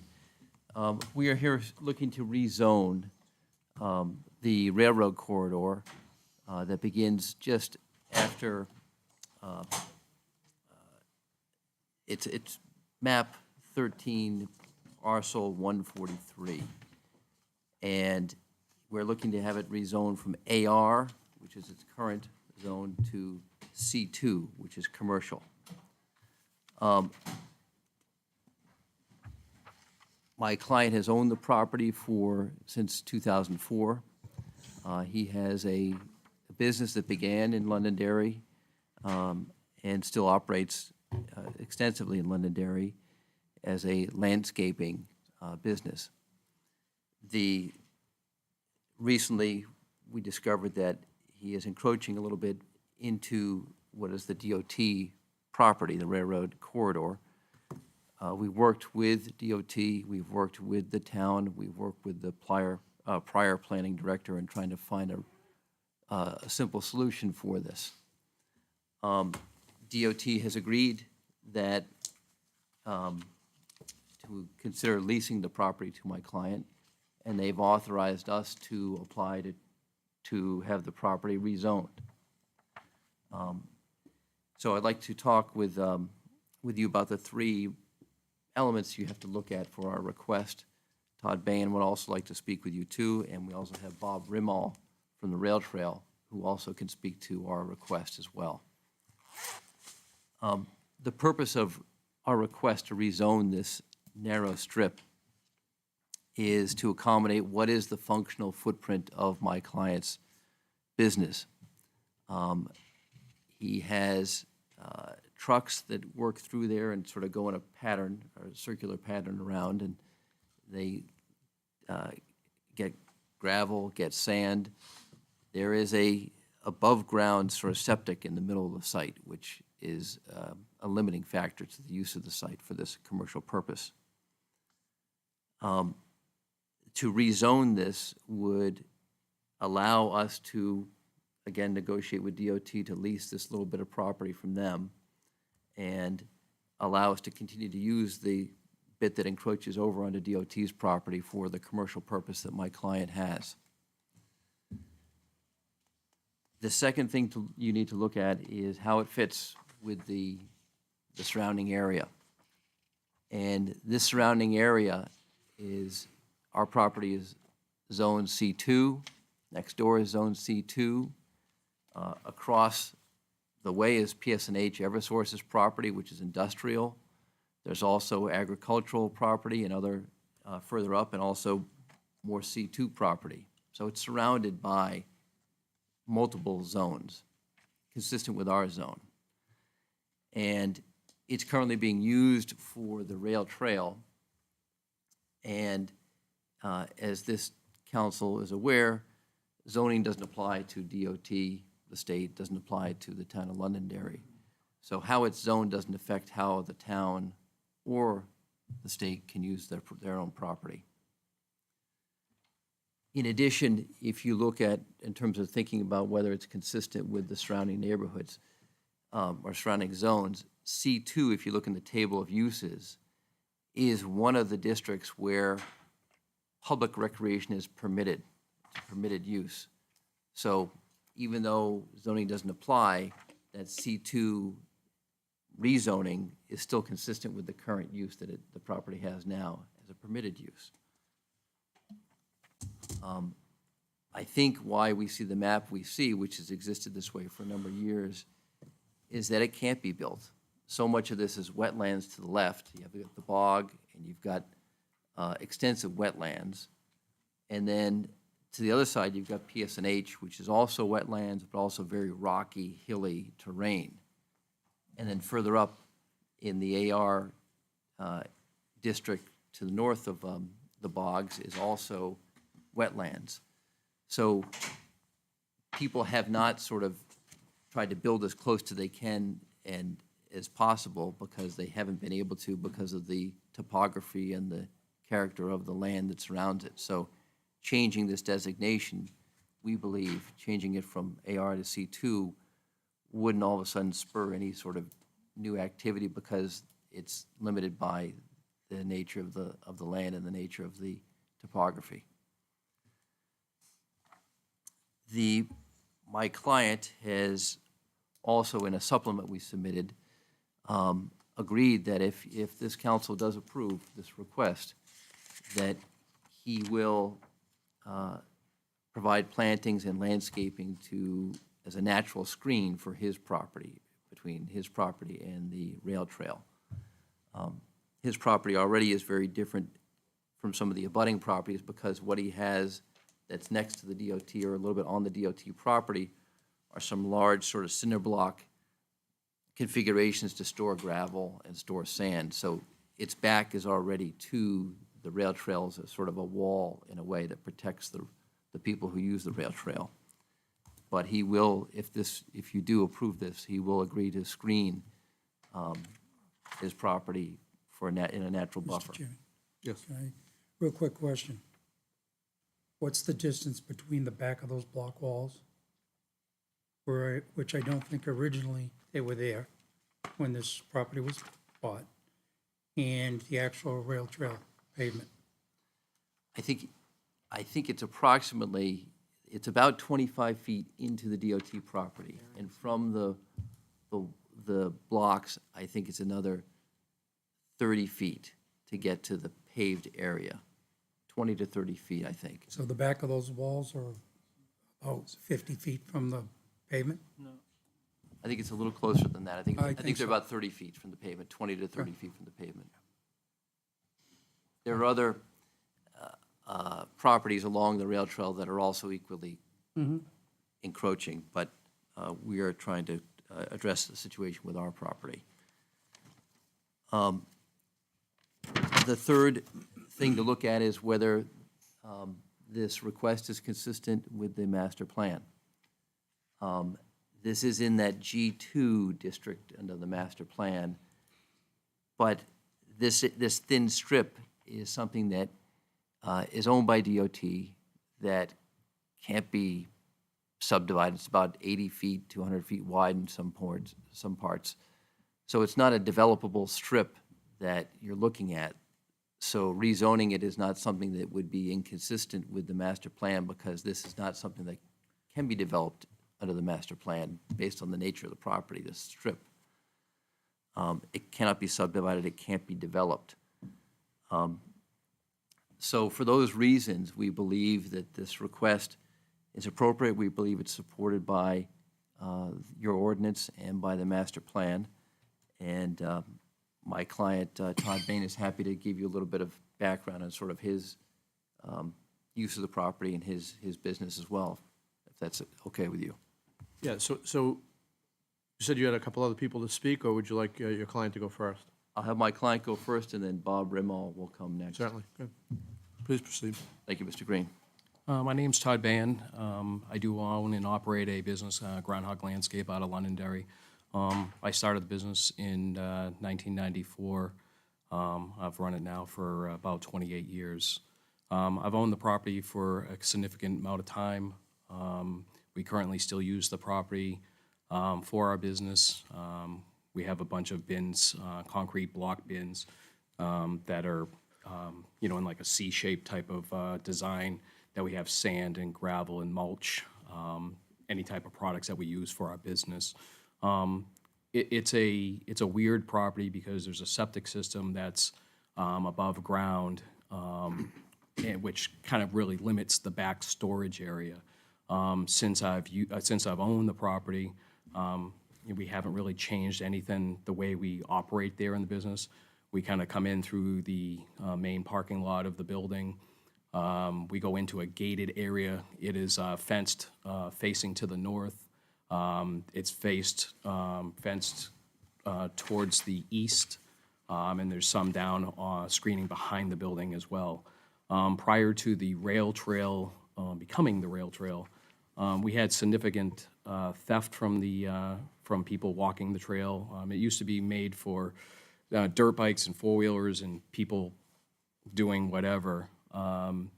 So what happened was we had those bins going down there because we would come back and we would have trucks vandalized. We would have stuff stolen from us.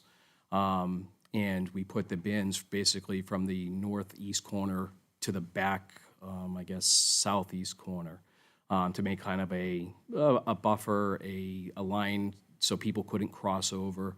And that's where we use our materials and stuff. Since then, years after that I've owned the property, it has changed to, the rail trail, and you have people biking and running and such have you. And we haven't had those issues anymore, I think, due to the way it's set up and due to probably the way it's been policed and those type of things. Due to the septic system being in the middle, pretty much the middle of the property or the towards the rail trail aspect, it limits it because what happens is if you can't go around that septic system, then you kind of got like a dead-end corner. You can't go in with trucks and trailers. You can't go in with fire trucks. You can't go in with emergency vehicles. You'd be basically pigeonholed into the back corner. So I think that, taking this out drastically changes the way that we use the property for our vehicles and, fire and theft and all, and police and all that. We do leave the gate open. The police department, from what I understand, comes in on a regular basis and drives out back there just to kind of police it and make sure that it's, safe for us and the public and, nothing funny is happening on the property. That's one of the reasons we actually leave the gate open for those type of reasons. I would appreciate to be able to go forward with this. From what I understand, we've talked to DOT, and DOT is given us blessings to get this piece of property, or not get it, but to lease it. It's a pretty, in my opinion, it's a pretty small piece of property. It goes along the rail trail, pretty much parallel with it. At the most, I think it's 30 feet wide at the far end, and it goes down to 0 at the north end. For our own usage, I guess we're hoping that you would grant the waiver for us and let us continue our business that we've ran there now for 19 years or so. So bottom line is this is going to make your operation smoother. That's kind of the reason why you want to do it? Oh, without a doubt. I mean, that's the reason that we've used the property like that. I mean, I've owned the property since, I think, 2004, and I rented it prior to that. I was a renter from the old owner, and I can't think of a time that we've never used the property this way. We've used this property like this from day one. Mr. Green. A couple questions. Gentlemen, thank you for coming and presenting. So, Mr. Carey, just a couple questions, if I may. So, from my understanding, the request is to have it rezoned, and from your client to lease from DOT, the area that is north, northwest, or to the left of the rail trail, or south end of the rail trail, correct? Right, the adjacent property next to Thank our you. client, yeah. Better way to put it. I'm not an attorney, so. And looking at the property lines right now, so as I see it and what's up on the screen, so the concrete blocks, so the blue line represents what? The property line. Okay. So this is currently over the property line. And if I think it's, we need to be careful that, so I just want to provide the clarification that this is based on GIS data. It's not 100% accurate. It's not 100% accurate. That's There is, fine. We there will is go an down existing that road. conditions plan, which Councilor Franz, I think, supports what, there's an encroachment. You can see it on the existing conditions plan, which I'll pull So- up. But as far as how accurate, this can't be relied on Gotcha. for that. Thank you. So for what was previously stated, from my understanding, if approved, did I hear you correctly that your client would be willing to put like a vegetation barrier between the concrete blocks and the rail trail? Yes. Okay. That, hearing the hardship of in the explanation with the septic tank or the sewer system and your client's willingness to put, or a vegetation barrier in between, I can understand how this would be needed for, to continue the operation of your company, so. Thank you, Councilor Franz. Councilor Butler? Yeah, real quick question. Well, first of all, I do have an issue. We're here trying to rezone something. You're asking us to rezone it, and we're looking at bogus data. Have you had that surveyed? I did. You're telling me that this is just GAI, I No, mean, the has exist- this actually been surveyed? Could I just Sure, go ahead. provide a point of clarification? Yeah. So we're not, I just want to make sure we're clear. Yeah. We're not discussing this property specifically. We're discussing a segment of what's commonly known as the rail trail. I understand that, but So- I'm trying to determine where that lot line or where that line Right, actually and is. so that existing conditions plan, to my knowledge, is not stamped, and so I don't know how accurate it is. The other thing too is on that plan there, where actually is the septic system, septic field? It's that big section right there, correct, right there, that whole thing. And Mr. Butler, a surveyor did prepare this existing plan, so I think it's pretty accurate, even though it's not stamped, and it's probably more accurate than the GIS. I was gonna say. Mr. Chairman, Mr. Vice Chairman, I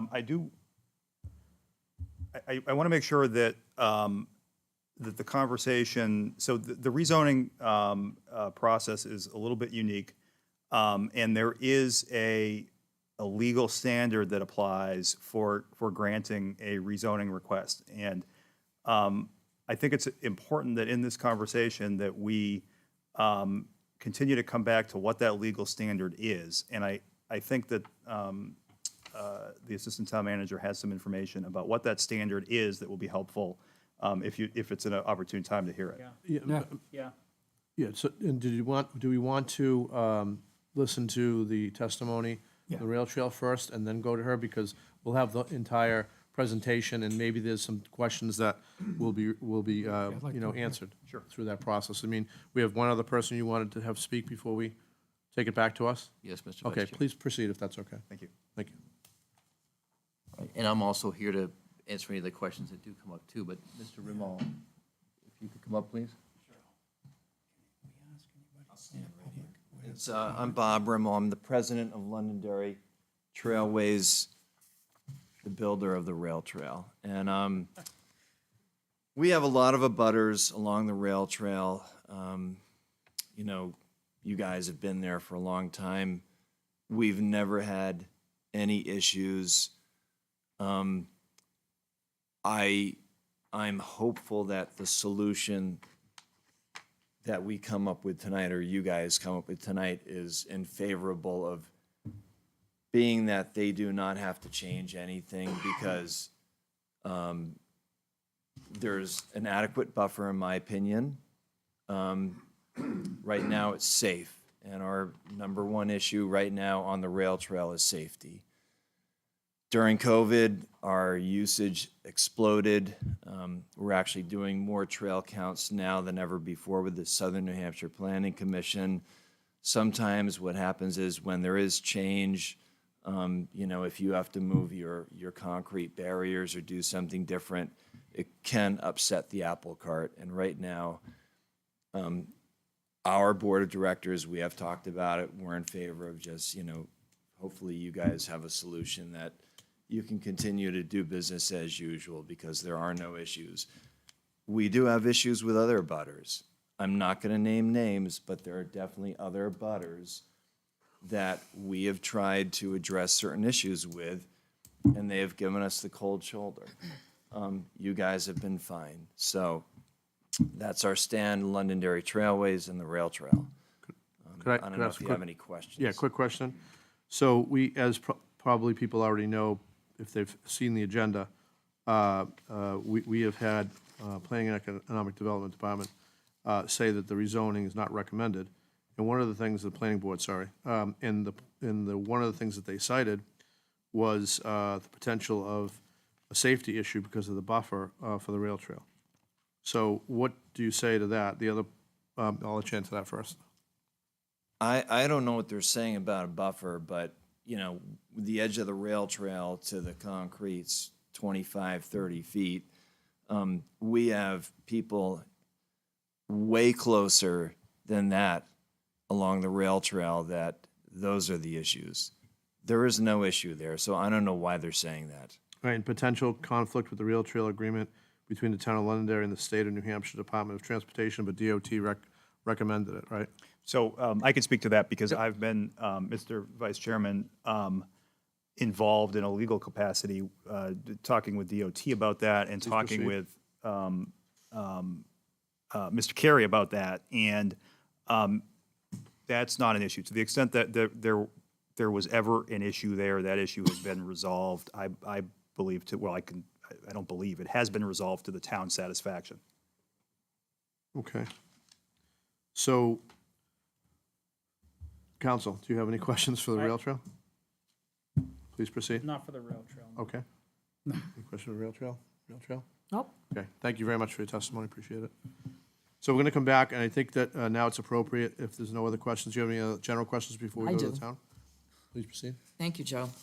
So, you said that you owned that property for a while, so that septic was there, and you were well aware that that was above the ground, and after all these years, it all of a sudden became an issue being where it was? No, the septic's always been there. And That's what I'm saying. So, I mean, how did it just now become an issue with you having to move things further back? Because we found out that we were encroaching onto property. So you saying you started, I just want to understand, so this is where you put these bricks in to begin with, or did you move them over time? From what I recall, the bins have been there from day one. Whether or not where we thought the property line was, obviously wasn't. Okay. And this was brought to my attention approximately a year and a half ago or so. Like I said, I've owned the property since 2004, and I've had multiple town officials come down there for different reasons, and I've never had one issue. And in fact, the reason the town was down to my property was there was a complaint saying that we filled in wetlands. So they set up a time, they came down to my property, and they found that we were not filling in wetlands. That was a claim that was not valid. At that point, they thought that that we were encroaching onto or past our property line. At that time, we started looking for pins, and I couldn't find them, nor could the town officials that came there at that time. So we basically stopped, and they asked us if we could get the property surveyed. I hired the debate group out of Londonderry, New Hampshire, and they surveyed the property. And then from that point, once they surveyed it and put it onto this graph to see where things When was that surveyed? about a year and a half. Just a year ago? Yeah, Okay. it's exhibit. So when you 4. bought the property, you never got it surveyed? So you didn't know where your boundaries were? No, I think, Because Because that's what you I just. honestly don't recall. I mean, I'm I going mean, back. usually when you buy a piece of property, you kind of know where your I agree, landmarkers are. and I've owned it, and we're going back 18 years. I honestly do just- not just recall. curious. I'm Yeah, just I curious. I don't recall. And by, I guess I'm just worried about setting precedent. And we heard Bob say, Mr. Rimmel say that it's already happening, that these people are stepping into and encroaching on. And if we pass this for you, then we have to forgive all the others that are doing it, because you can't do for one and not the other. So we're setting a precedent here, am I correct? Mr. Malaguti, I just want to make sure legally I'm thinking. No, so again, this is a difficult, rezoning is difficult because Yes. they're coming to us in the context of an encroachment. That's how we came to meet. And so we can't ignore that. However, I really want to make sure that we keep this conversation focused to the standard for rezoning, which is public health, safety, and welfare, as well as consistency with the master plan. And so while I realize that questions inevitably arise about some of these things, it's not in the town's interests to be having a discussion that is talking about factors that are irrelevant to the rezoning standard. Okay. I know that that's, it makes it difficult to talk about this, but we have to be really careful to talk about what that standard is so that we don't get the town into trouble. I understand, and that's why I asked that question, because so then, I mean, these other businesses or people could actually come in and ask to be rezoned for the same reason. Well, anybody can ask to be rezoned for any reason. But as far as setting a precedent, I want the board to hear from the assistant town manager who, Right. before I answer that. I don't want to speak Okay, for her. okay, I so don't let me wanna- just finish my Yes, questions okay. then. By getting rezoned, what really changes for you? Just the fact that you get to leave those brick walls where they are infringed on the property, encroached on the property? Is Nothing that the only changes. benefit for changing it? That's it? I mean, It allows- it seems to me that it would be really easy to move those stone walls in. Once you have a landscaping company, you got all those big equipment things. You could just move it in a foot or couple of feet or so, and that would be the end of it. The problem is it's not moved in a couple feet. The problem is if I move the bins into the point where I assume they're supposed to be, it now takes the northeast side of the whole property and deems it absolutely useless. At that point, you can't go around the septic system at all. So now you come into the gate to the backyard, you have a septic system straight ahead of you. You cannot go around the left-hand side, and now you go into a back corner where you can't really get out of. And, you know, if I look at the past history of the property, there's been times where a fire department has come there, they've gone out and they've gone around where they wouldn't be able to do that. We had a serious situation a time back where we had an issue that there was a firearm involved where police had to come and go around the septic system. I think just even for our own use of our trucks and trailers and safety, it would be different. The other thing is that if we move the bins inwards, we would probably have to move them almost to the middle of the property, and we would have to have the trucks going down parallel with the rail trail. And then the problem with that is the trucks that we deliver with are triaxle dump trucks and tractor trailer type of trucks, and you have a gravel type of parking lot. So I think in the summertime, you know, when things get dry, like they have in the past years, you're gonna have trucks coming in there, and you're gonna have bodies 32 feet up in the air, and you're gonna have people on electric bikes going by you at 25 miles an hour. And I don't think moving the bins in is a good thing for my operators, my drivers, or the public. I mean, if you go there now, I mean, people will run at a good clip. There's mountain bikes, there's pedal bikes, there's skateboards, there's electric bikes. And I don't think having a 100,000-pound tractor trailer or a 150,000-pound tractor trailer with machinery on the back, with people zipping by, makes any safety sense. I think right now, the way it's set up is the most safe for my business. It's the most safe for the public. I think it's the most usable for the business.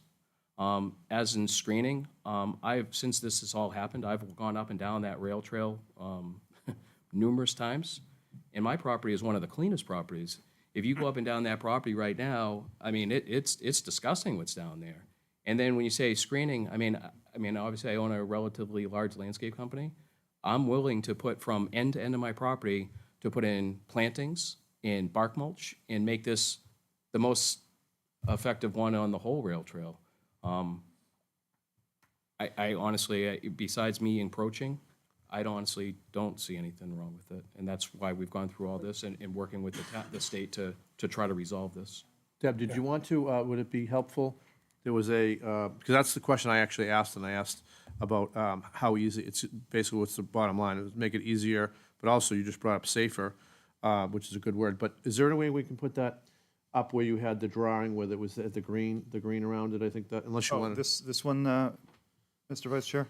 Yeah, I think, just to see, for you to see where those were. Well, I did see it at planning board, and we discussed it, and I didn't vote at planning because I wanted to vote here. Okay. The planning board and the planning department were both against this, for a few reasons. The planning board Just was not. The planning department was not against this. They requested. But then the board was split. There was a mixed vote. It was the planning board that was against, and it's our town that's for it, right? The one Can thing I that- just Yep. clarify that, please? Kelly? Sure, Yeah. Kelly, please. Yeah. So on October 5th, 2022, the planning board held a public hearing, at which time they made a motion to recommend to the council that they deny the applicant's request to rezone this section of the rail trail. The motion passed 7-0-1 with Councilor Paul abstaining. Okay, so the planning department, I did not provide a specific recommendation. This recommendation is coming directly from the planning board. The Okay, so then, reasons, are you, I just want to be clear on their reasoning. The reasons included being inconsistent with the master plan, the potential for spot zoning, and negative effects on the scenic landscape and viewscape of the existing rail trail. Can I ask a question? I just need to clarify one more thing. So the next page that's in our packet, if you look at page one, staff recommendation. So one is the planning board, second one is the staff recommendation. On the back of the staff recommendation, it says board action required. They moved to recommend to the town council approval of the rezoning request to rezone a portion. So maybe that is where the confusion is, because I'm looking at it, and you obviously know better than I do, but I'm looking at it like our town department saying yes, and our planning board is saying no. So this is what the document that we have right here The is. last paragraph of that, under board action required, Yep, I provide a different motion. Conversely, should the board make a motion to recommend the town council deny the request for rezoning? So in other words, I provided them two options. I'm just simply providing them the wording for if they want to recommend it or if they want to deny it. And just, I think it's important to note that the planning department actually proposes language for the planning board's motions in this fashion. And that, I think that's why it's teed up this way, is you can choose this one or you can choose that one. it just seemed very confusing to me. So just let's put it, bottom line is, both recommend denial, right? Both the town and the planning board recommend denial. I'm not making a recommendation from the planning department. Why not? Why Well, can't we? we Because have the planning board and we have the planning department. Right, So the but, planning board has denied it, you guys are not making a recommendation. Correct. I provided the planning board their two options. So They chose to Right, recommend planning denial. department, so I understand that. Stayed I want, neutral. okay, now Correct. that we have that, planning board denied it. okay, so why would we stay neutral? Why would I stay neutral? Yep, you Because or, the yeah, the department. Ultimate decision is up to this It's up to the council. boards. Okay, all right, bring it back to the council. But I just wanted to say that it was a very heated discussion. I don't know if any of you had time to read the minutes. But I understand it would make it easy for them in doing what they're doing. I just find it funny that they're just finding out after all these years that that's the way it was. I mean, could I speak on that? I mean, Sure, go ahead. I mean, I don't think anything about this is really funny. I think Well, I meant funny, almost like odd. kind of surprised, because over the years, you know, when I went originally, to buy the property, we went to the town and we presented what we wanted to do with the property. We've gone through site plan process and approvals to run the business there. And when we did that, we've had multiple individuals from the town to our property to oversee it, and I've never been told anything was wrong. I've run the business this way in the backyard, I guess the storage area, for years this way. And I've had code enforcement there many times for different reasons. And this has never come up with code enforcement coming to the property. So when this was brought to my attention, I think it was spring of 2020 maybe, I took it very serious, and the town asked for an appointment to come down, and I came down. They came down there. We walked it, and they were there for filling wetlands. There was no wetlands filled, and they conceded on that. From there, they thought we were encroaching. They asked us to get it surveyed. We hired the debate group, which came out there very quickly for us, and this is where we're at. We've taken this very serious. Thank you for your testimony. Can I have Do we have Assistant Town Moderator's explanation of the zoning that you were attempting to state earlier? Not sure if I understand.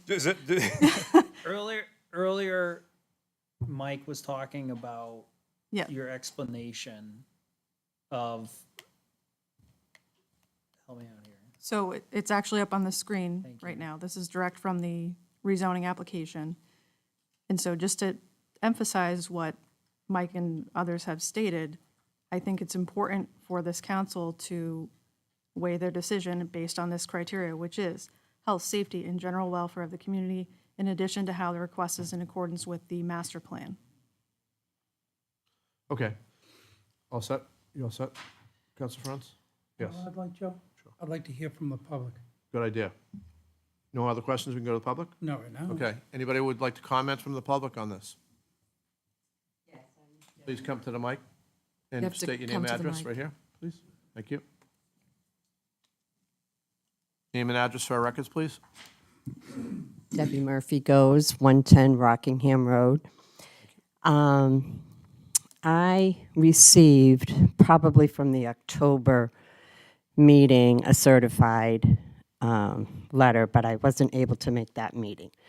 I received this one and was confused on what this was all about, so I went to the planning and got all the paperwork.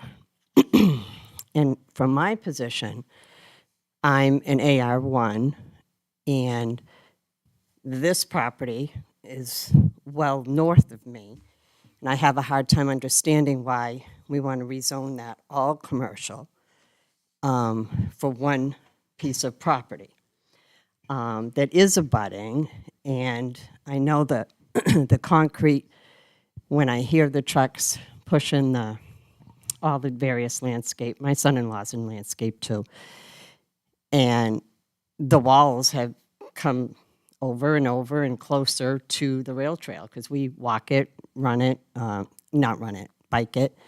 And I do feel that what's happened is just over the years, you've kind of taken over property line. And I bought property in 1992 as AR. And I don't want the back of my property going commercial. So that's why I'm here tonight. Can I ask her a question? Sure, go ahead. Counselor? Were those concrete blocks there since you've known that property? No. That came after the fact? Yes. Good. Thank you for testimony. Appreciate it. Anybody else in the public would like to speak on this? I have another question. So Yeah, we're do going to we bring it have, back to the council. Would you like? do we have a site plan on file that actually show the boundaries, that are signed, that are everything that he's supposed to do, you know? We do, yes. We do? And so he was there for that, and he has a copy of it, or I don't know if it was him specifically, but we have. whoever the owner was? Correct. So that was all done at that time, and so the markers were there. When you bought the property, you probably got a copy of the deed and the drawings and, you know, all of that, correct? Yes, we got a copy of the deed, and then when we bought the property, we went through the site plan process because we were instructed to by the town of Londonderry, and we did the site plan process, and after we did what was on that site plan process, the town officials came down and saw the property. So, if I may, Mr. Vice Chairman, I think it's, again, this is a little bit of an unusual role for me in advice. We're gonna go to those pieces of law. That's what I'm gonna do. Oh, next, yeah, so, okay. Absolutely. Okay, understood.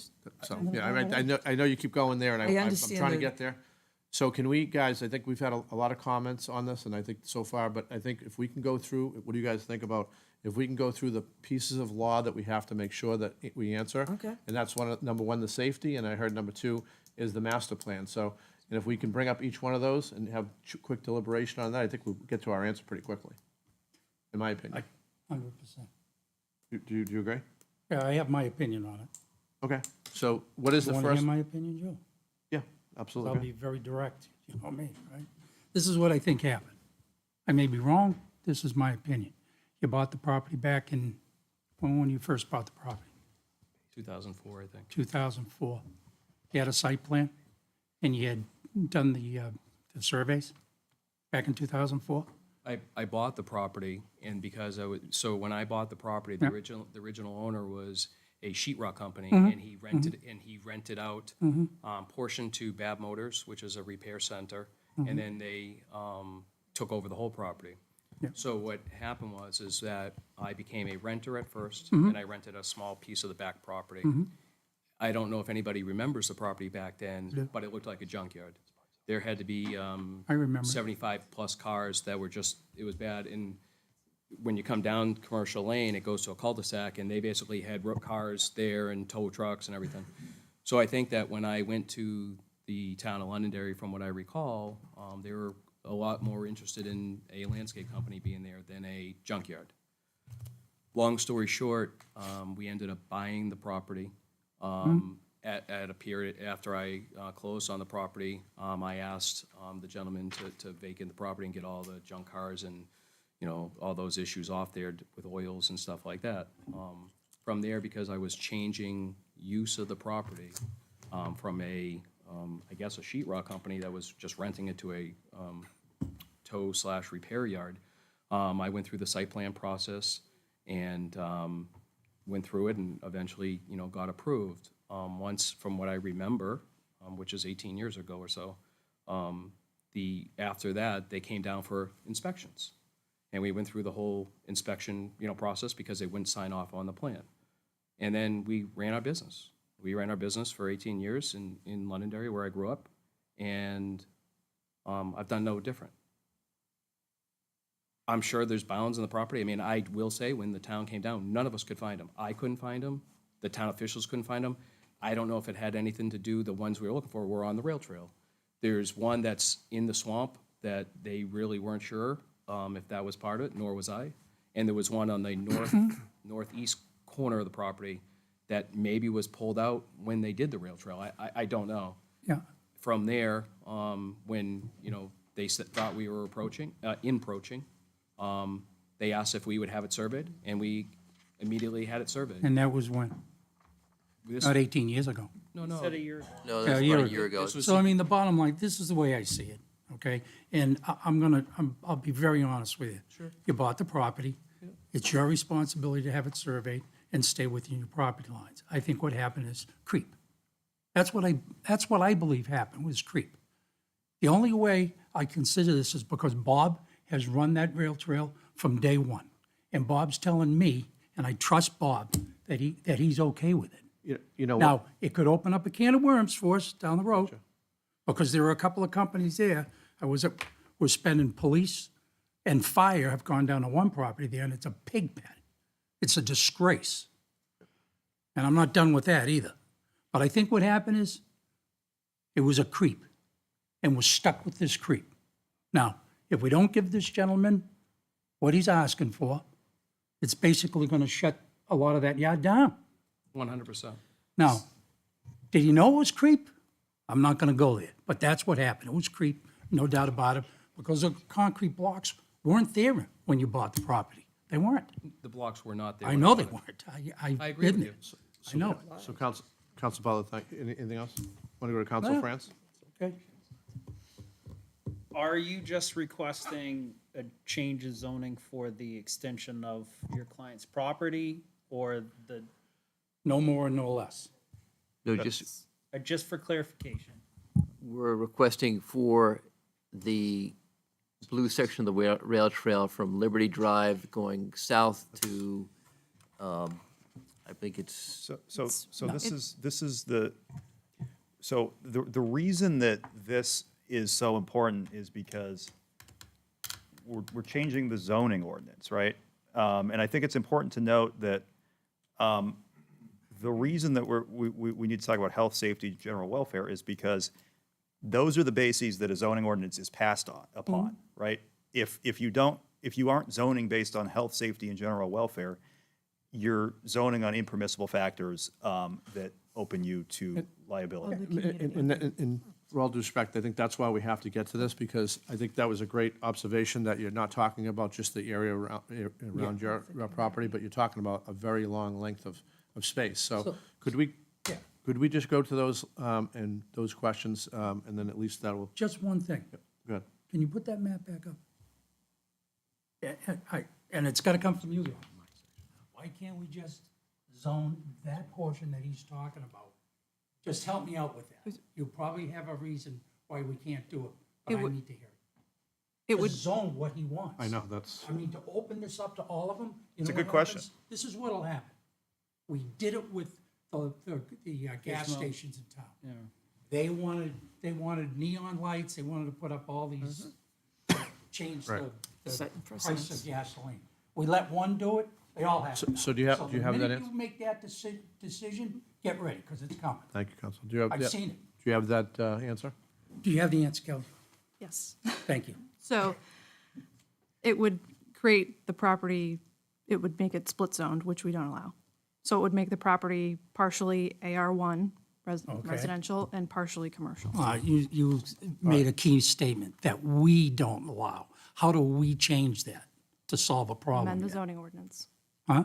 Amend the zoning ordinance For this certain situation? for that provision of the ordinance. Right, you couldn't do that tonight because we haven't noticed. That's okay. Up an amendment that would be ripe for decision tonight. So let me ask you this question then.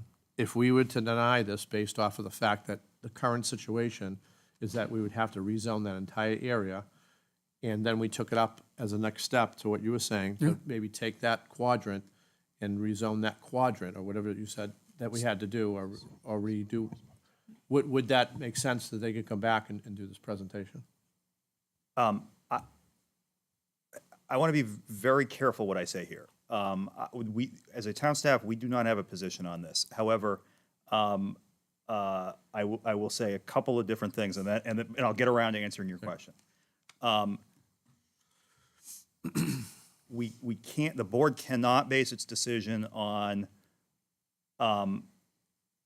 ensuring that Mr. Bahan can continue to operate his business. The board cannot base its decision on whether it believes those blocks were installed 2 days ago or 20 years ago. The board's decision has to be based on the health, safety, welfare, and consistency of the master plan, looking as a frame of reference at the entire community, because that's what the zoning ordinance is.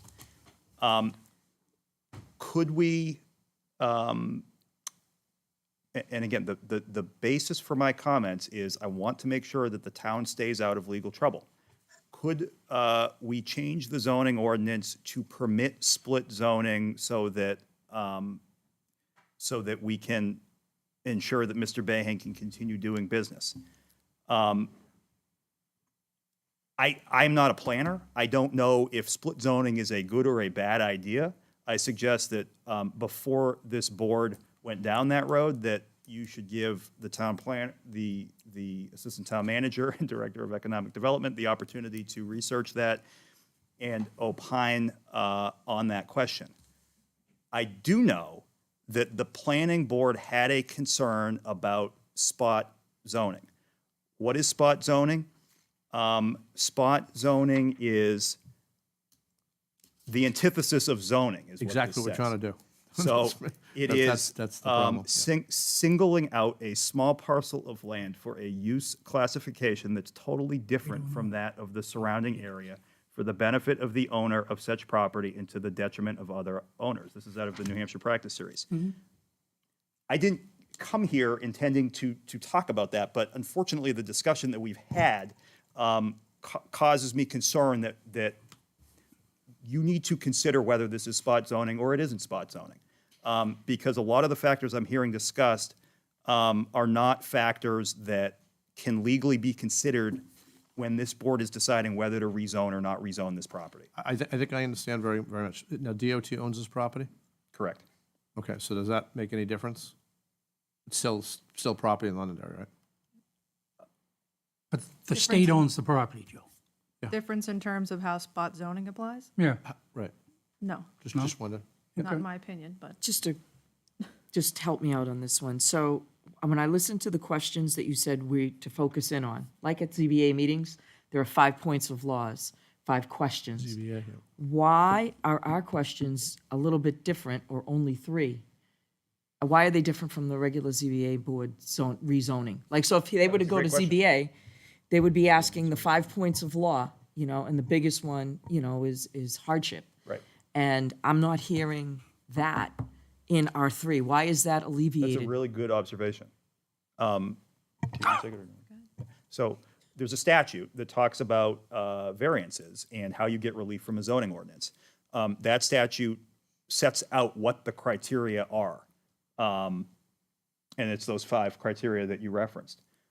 We're not granting or denying a variance here tonight. What we're doing is changing our entire zoning ordinance, okay? We're changing a small piece of it, but we're changing it in exactly the same way that we would if we were doing a comprehensive rewrite of the zoning ordinance. The only standard that there is that entitles a municipality to either amend or not amend its zoning ordinance is public health, safety, welfare, and consistency with the master plan. Okay. There are no other standards. All right, okay, with regards to welfare, I personally believe if we allow that whole area to be zoned commercial, whatever you want to call it, I think that it's not in the best interest of the town of Londonderry. Because we have people all along that can affect it. So as far as that goes- welfare and the Hang on, town guys, people, let's keep it together, yep. that's the way I look at Thank you. it, Joe. I think wanna I go should to- call my council privilege thing. I think I need more information. I'd like to delve deep into this a little bit because I feel like I prepared for this differently, looking at different things, and I feel that I need to read that zoning thing better to make an intelligent decision. And I don't know if I can do that for another meeting, but I feel like I'd be making a decision with lack of information. Hey, Deb, can I change that? Okay, Because Kelly wants time okay. to dig into it. Well, she and can, look but, into it. okay, so we'll But do it after council of she privilege speaks. will mean that we have to act, correct me if I'm wrong, we would have to On the act next on it meeting. at the next meeting. That next meeting. So That's exactly correct. I think we should give our planner, Okay. assistant town manager, Go ahead, Kelly, the speak. opportunity to take a look at it. So, and if I could just, Okay. I'm not, again, trying to influence this process one way or the other. What I am trying to do is to make sure that when the board makes a decision, the board is basing whatever decision that is on the correct factors. And Right. that's the reason for my comments tonight. Okay, so should we go through those factors that you were talking about before, just really quickly? Safety, does this change, all right, present a safety issue to the, that zone? And you just said. The safety issue? Safety issue, yeah. That whole zone there, yeah, I would say that it could affect the safety issue of the residents and And I anyone think- else. that And I uses think it. it could, but in that particular area, I think it probably, if we did it, it actually would create more safety because of the trucks being in that area. I don't disagree with you there. All right. Anybody else wanted to comment on the safety? Did you want to I comment? agree with you, Joe. Okay. Anything on the safety? Okay. What was the next point that we needed to consider? Health, Master plan, right? Health, master master plan. plan. Okay. How does it promote the master plan? Well, in the master plan, one of the sections is about walkability and agriculture, and because he was talking about screening and landscaping, that's great, but the rest of it doesn't fall into place there, so the majority of it would stay in disarray, so therefore, Well, we've already it's heard- not following in the master plan We've already by. heard testimony of a butter saying that it would make it much worse. Yeah. Right, that's why I'm saying it doesn't fall in line with, because the master plan says that these things, the rail trail is supposed to be a destination. He's willing to do that, but that doesn't, that's why I said it's He's setting a willing to do precedent. it, But anybody along that whole line. And do that we whatever would they give want. Carte blanche, basically. I So just that- have a question. Yeah. And do we have to rezone it?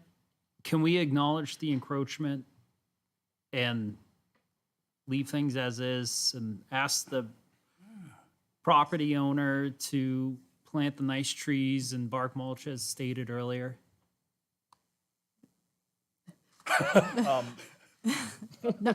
No, you do not have to rezone the property to resolve this issue. There are other Have to? avenues, you do not have to. Okay. There are Like other ZBA avenues or- that are available Right.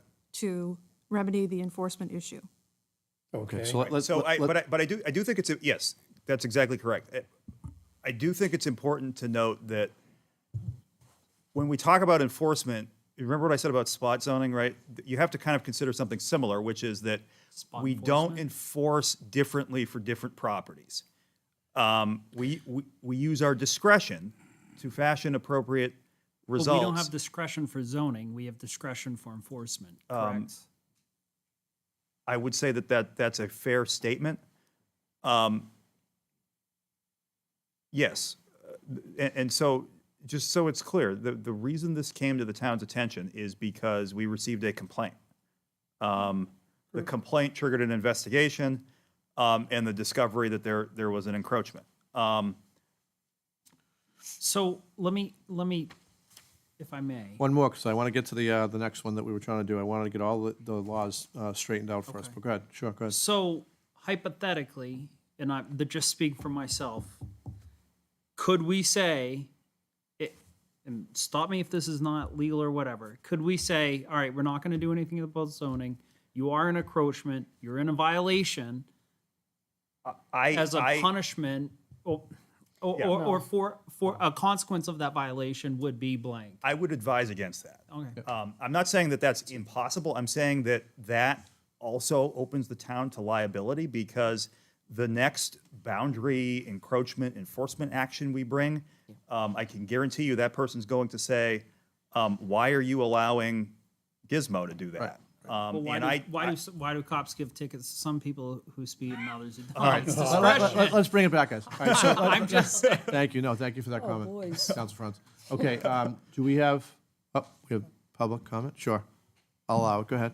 I have a question. State your name and address again for the record. Deborah Murphy Goes, 110 Rockingham Road. Thank you.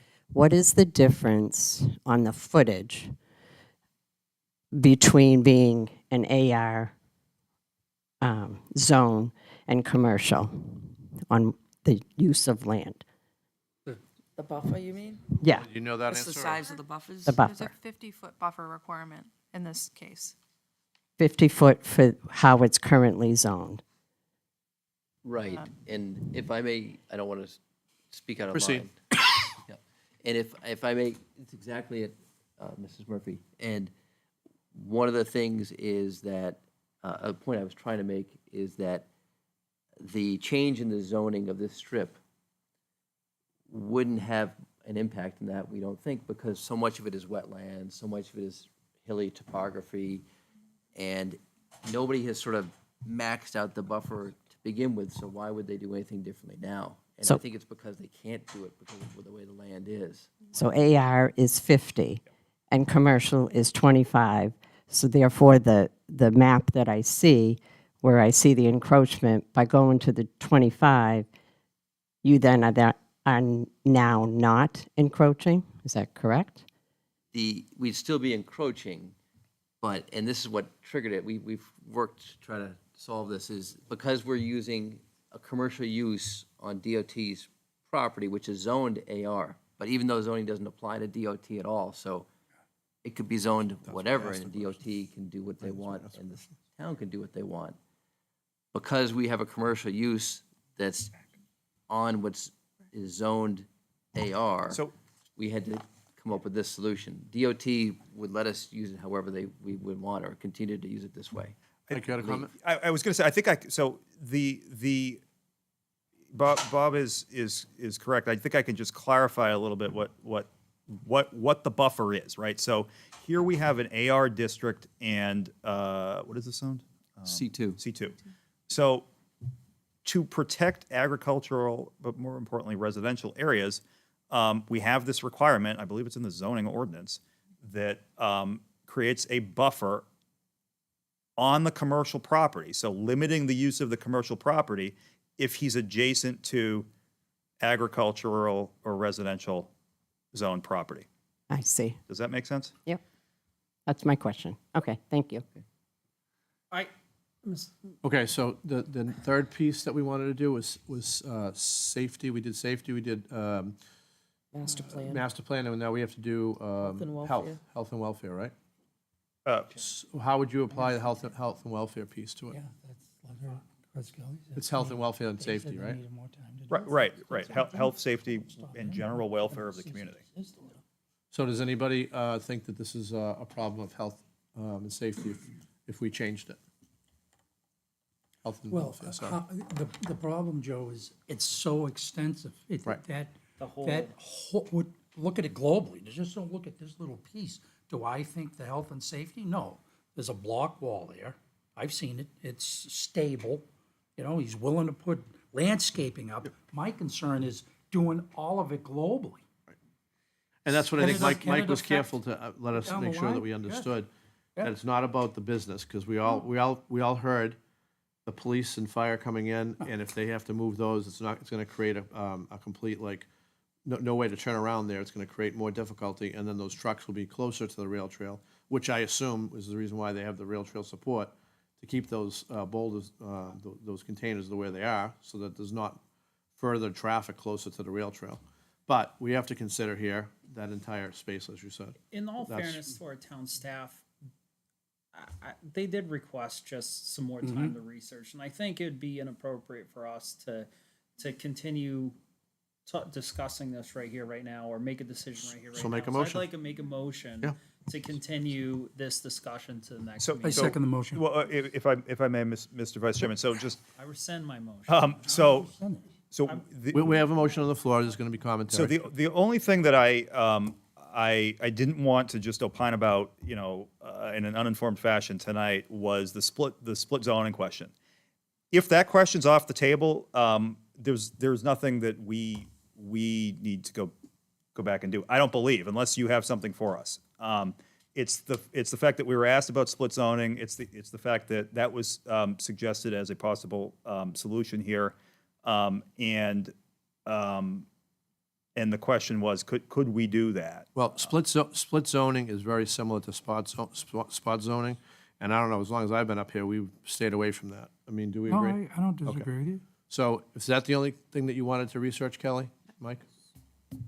So as I understand it, I just want to make sure we're clear. So we currently don't allow split zoning. Right. So the expectation is for me to provide the potential impacts of allowing for split zoning? Is that? I'm not saying I want to. We just thought that maybe Well, I that, think we should look into it. See what you can come up with. I mean, the bottom line is, I think we're wasting way too much time in this. This guy has a business there. He's had it, whether he creeped it or he didn't creep it. Bob, who started the rail trail in Londonderry, from start to finish is saying it's fine. They're gonna do landscaping. We're talking about one slice. I don't wanna give up all that right. so it sounds like Right. that, it sounds like you understand where our concerns are. We want if you can to split try to zone figure out another method to this, and if we go to the next meeting, if there's guys, hang on for a second, there's a motion and there's a second here. So if we push this to the next meeting, are you clear on what we're trying to do, what we're trying to ask you to do? Try to find another solution that we could come up with. So I hate being less than helpful, but I've got my legal hat on. I've got my legal hat on Because here. that's why we're asking the question. Because if we're talking about, we can't talk about finding a solution to help. We just can't base it on that. Would you disagree with that? No, that's correct. we've got to base it on health, safety, and general welfare of the community. You guys, I'm I'm wanna make happy sure you listen to this, please. research and answer the question, should we revise our zoning ordinance to permit split zoning? What I'm uncomfortable with is doing that Specific to this. specific to this application, because that is going to get us into trouble. Okay. All right, so we have a motion. Did you say you wanted to take your motion off? No. Okay, so we have a motion and a second. Mr. Vice Mayor, can I suggest that To you? move, Yeah, I'm sorry. to move the, yep. Can I just suggest that you ascertain the applicant's position on the continuance? Yeah. Okay. We've spent some time trying to figure out a way to resolve this. We're fine with a continuance if it enables us to work a little bit more with planning staff and with the town manager to try to come up with a solution. I also would not advocate spot zoning. I don't think this is spot zoning because you have so many other districts around it. But I think split zoning is trouble, and I think spot zoning is trouble too, and I wouldn't want to advocate for either of those. But we're just trying to figure out a way to solve this problem for an existing business, and if it requires a little bit more time, we're okay with that. Well, thank you for that. So right now, we have a motion that says we're going to move this to the next meeting for more communication, more thinking, more Research. et cetera, research. And that's the only reason, Mike, okay? Not for any other zoning or anything else, all right? I'd like to thank everybody for their time. Thank you very much. Thank So you we very have a motion and a second. Now, the only thing that I would say, just as a discussion, is that I'm not really sure. This is just one counselor, kind of stepping away from running this for now. But I really don't think next meeting it's going to make any difference, because the whole point is that are we going to change this to another zone, okay? That entire area, we're going to change for another zone to take care of the situation. And we've already been very clearly recommended by the town manager, who's an attorney, that probably that's not a very dangerous road to go down. So even if we extend this to next meeting, we're still going to be faced with the same situation. It's not going to change the fact that we still have to worry about that entire zone. But in the interim, maybe these guys talking can find some other resolve that would satisfy, both parties in accomplishing something. I mean, there's got to be some sort of a negotiation in between the two that would satisfy something. There has to be. Okay. So there's a motion and a second. All those in favor signify by saying aye. Aye. Aye. All opposed? Okay, it's 4-0, so it's continued to the next meeting. Thank you for coming tonight. Appreciate it. Thank you.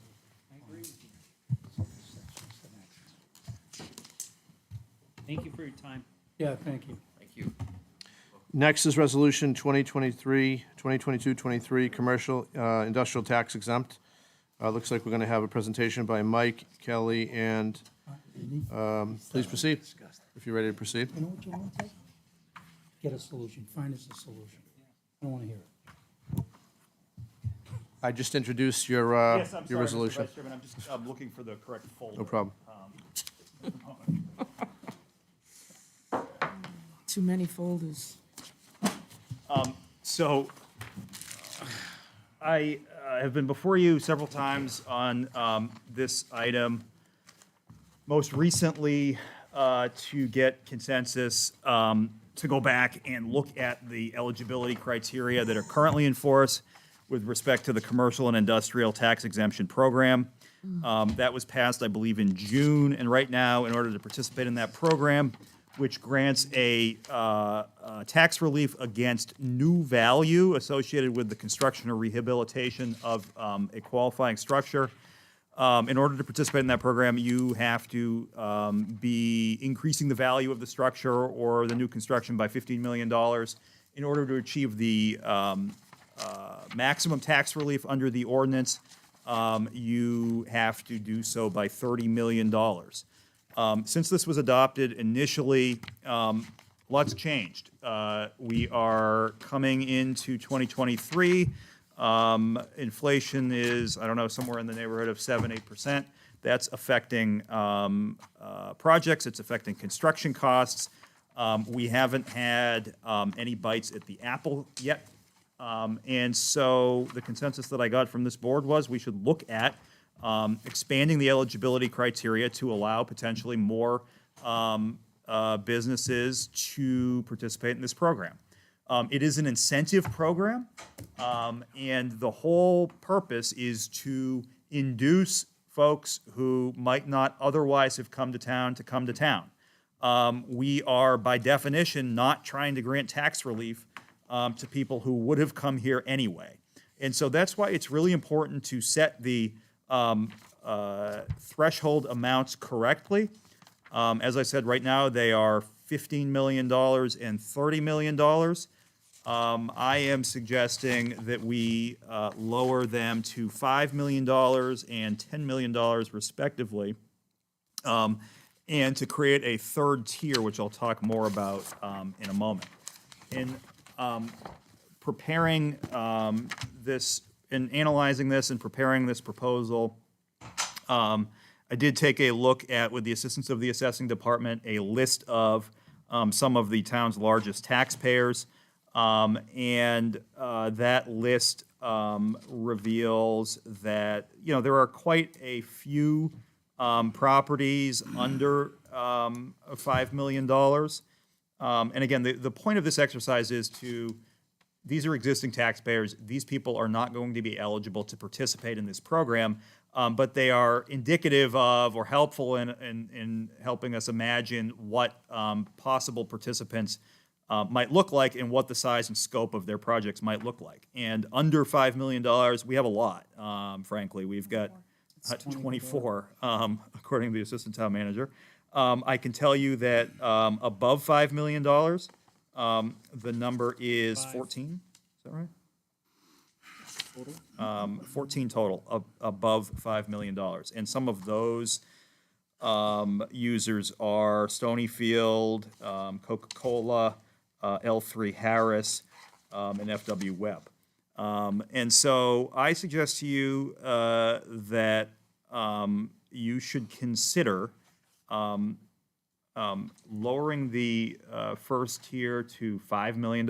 I think $2 million, $2.5 million is too low, because I believe at that level you are pulling in people who potentially would be coming to town anyway. And then the next threshold at $10 million. I do suggest that we add a third tier, and that is a sort of once-in-a-lifetime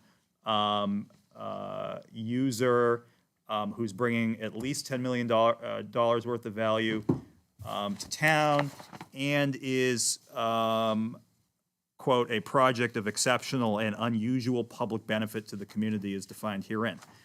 This program requires, every application comes before the town council. The town council is the only body that has the authority to grant or not grant these applications. They're considered one by one, and the council has to weigh any public benefit that it finds against the costs and detriments that are associated with that development. What do I mean by that? Traffic, noise, pollution, things like that. All of that is in the mix for your consideration. And so, as I said, I suggest to you that it is an opportune time to look at this program that has not been utilized to date.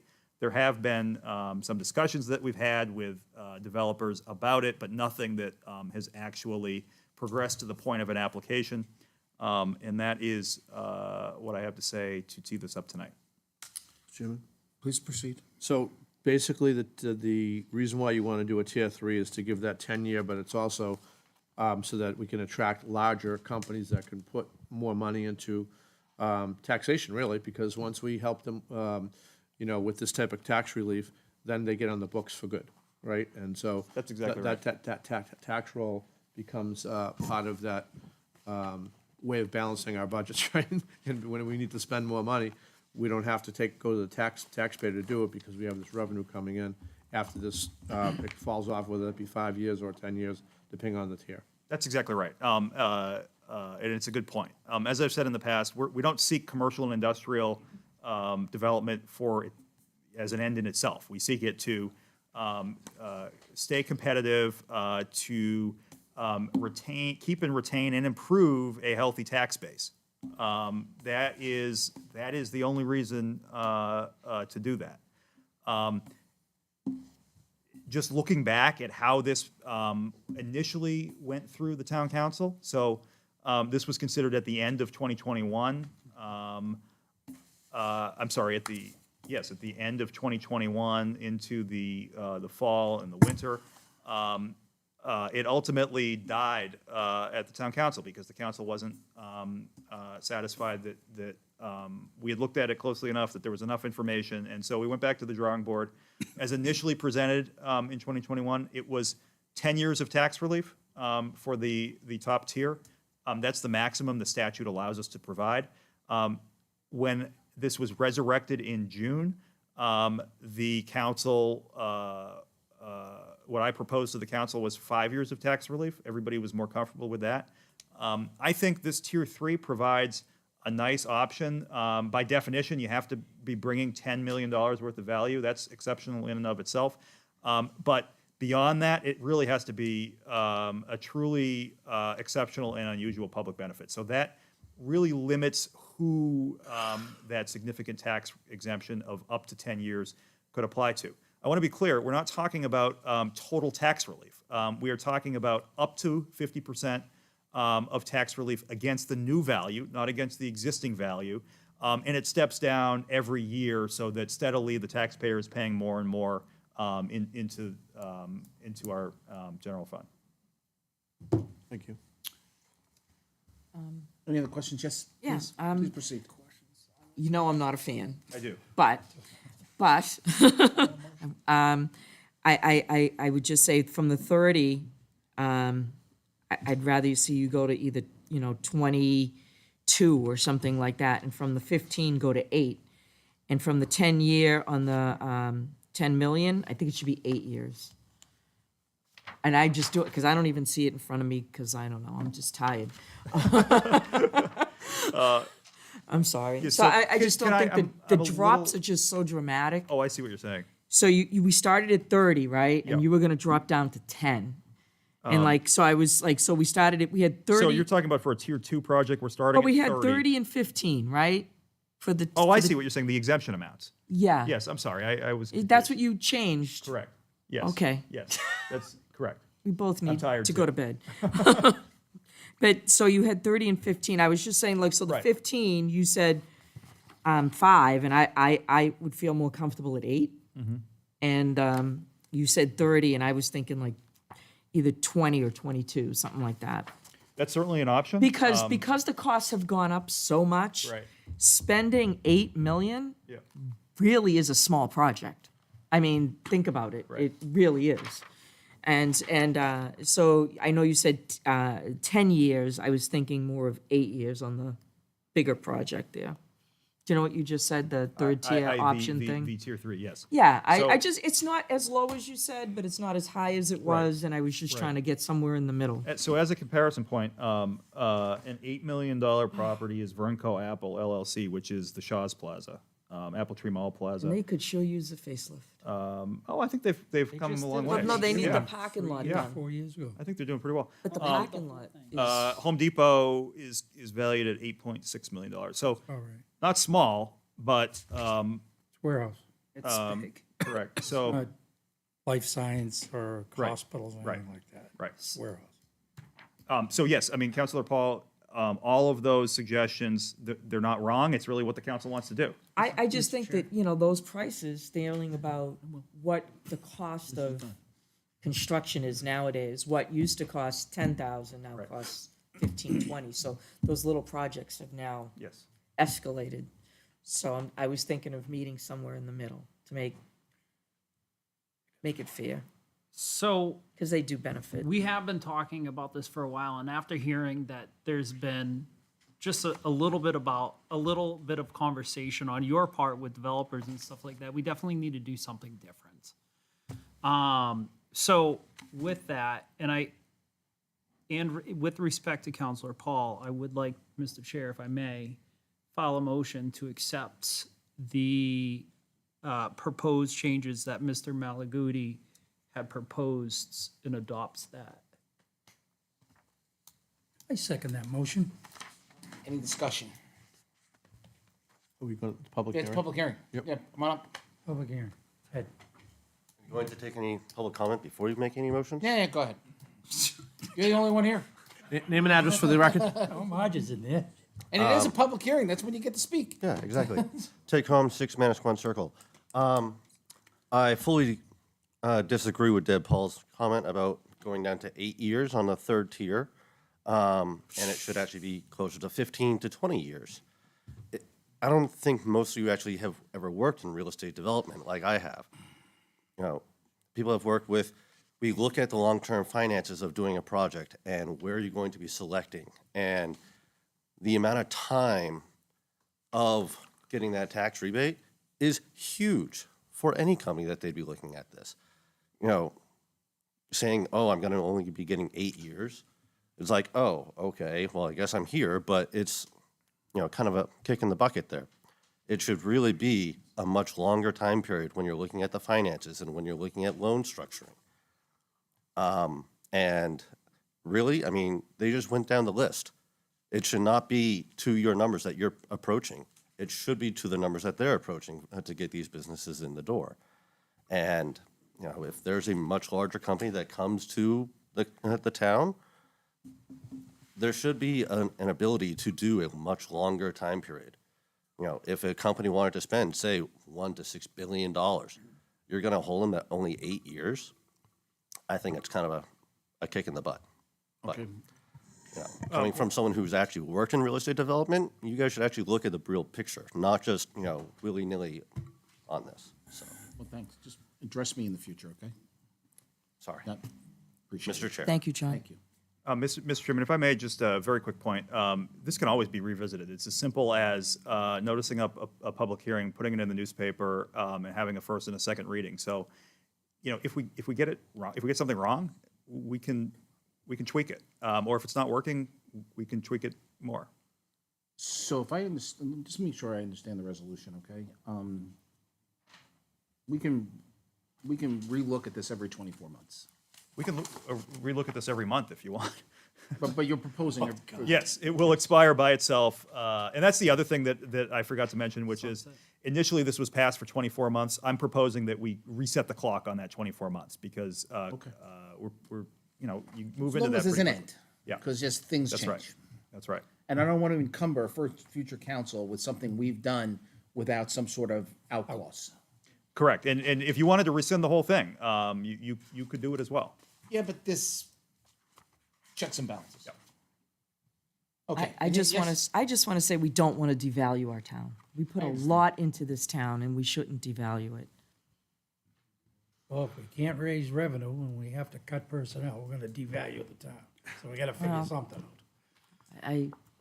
I So the good news is each project has to come to us. Yes. And we have to evaluate Yeah. each project. So I guess that's Way to good. do it. that is a good part of it. So, I mean, just, and then if we don't like it, we can kill it. Now, that may be a whole nother, sticky Pandora's box. subject? Yeah. I But think it at could least be. we're having the conversations, I guess. I agree that it could be, very much so. Possible, we'll see what happens. Okay, what do you want to do? Got a motion on and the a second. floor. You ready to vote? Yep. Yes. Yes. All those in favor, signify by saying aye. Aye. No. Opposed? Was that an opposed? That was Opposed. opposed. Opposed. Chair votes affirmative. Motion carries. Thank you, Mr. Chairman. Okay, all right, I'm going to take the next two together, Resolution 2023-02 and 03.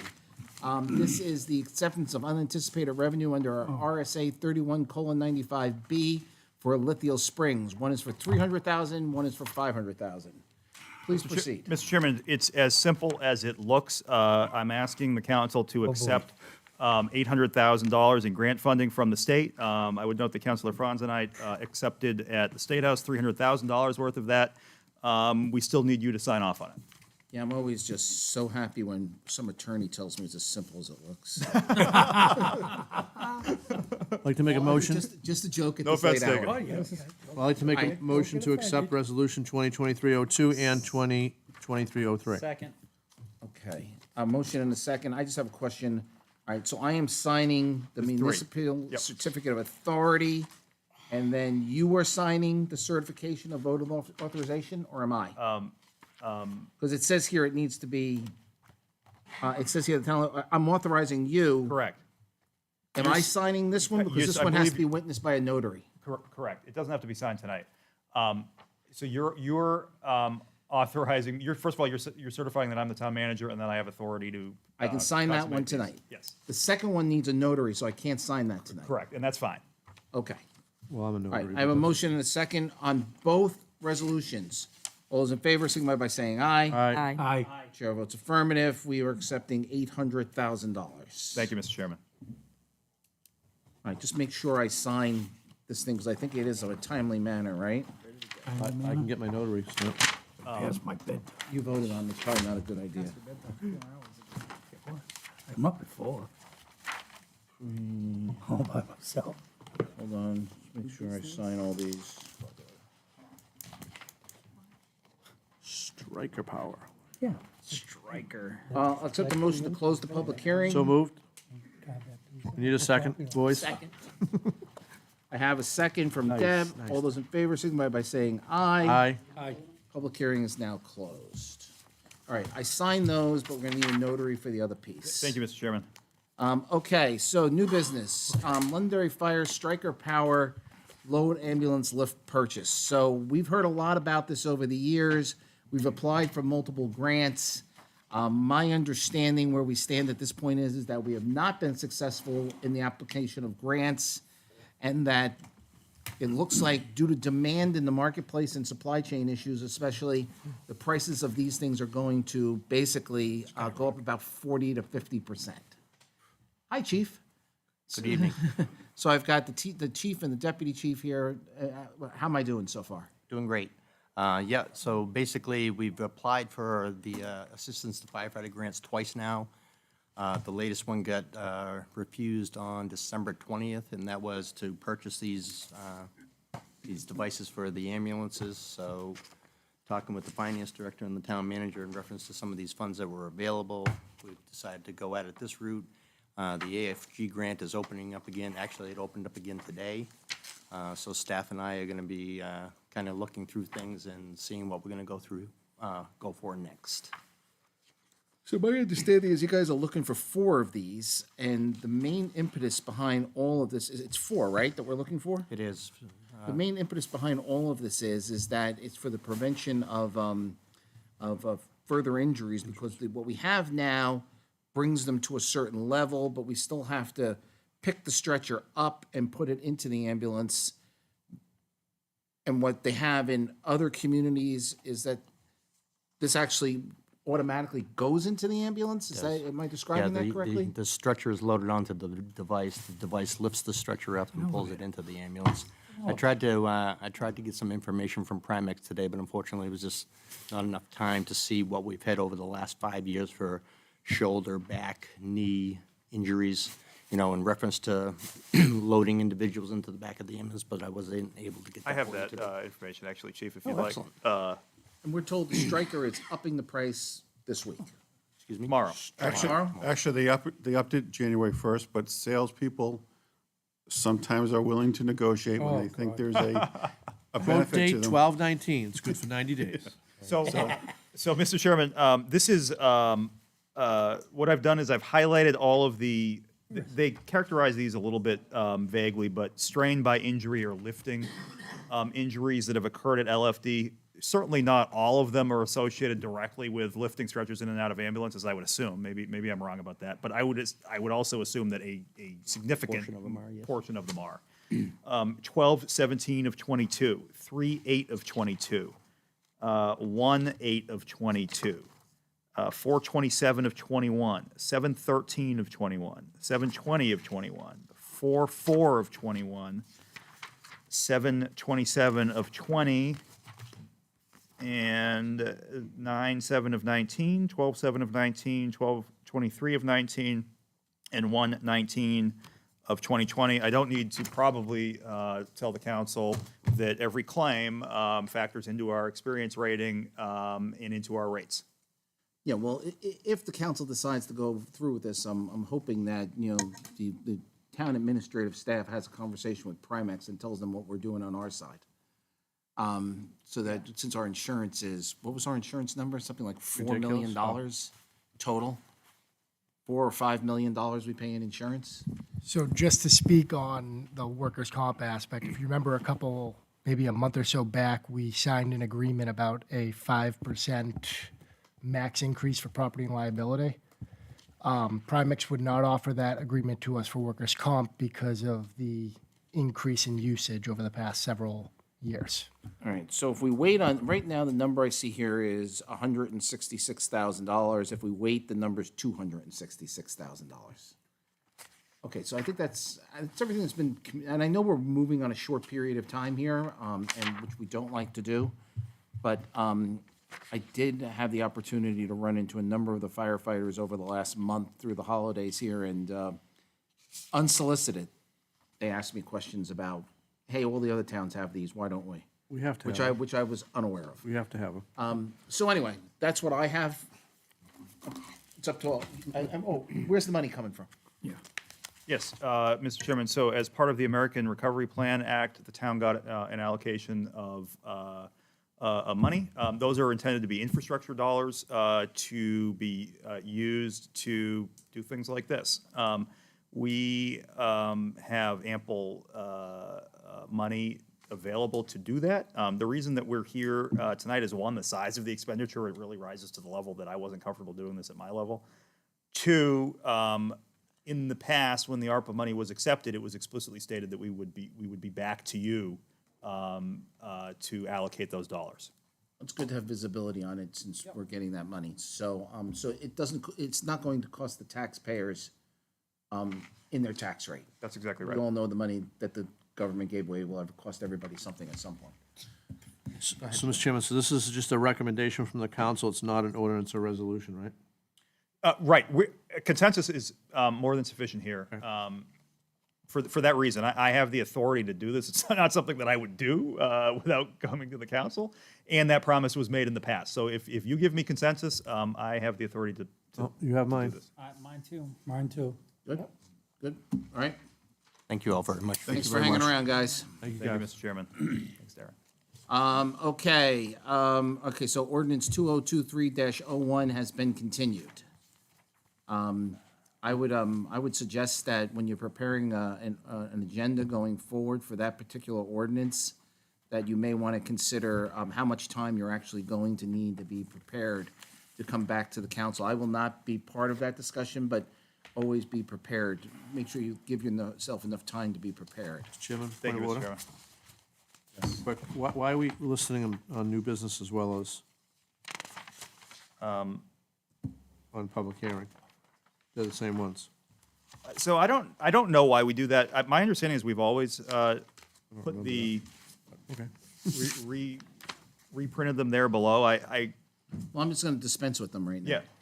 So we've already covered Resolution 2022-23, 02, and 03 were 03. passed, yep. So those are all done.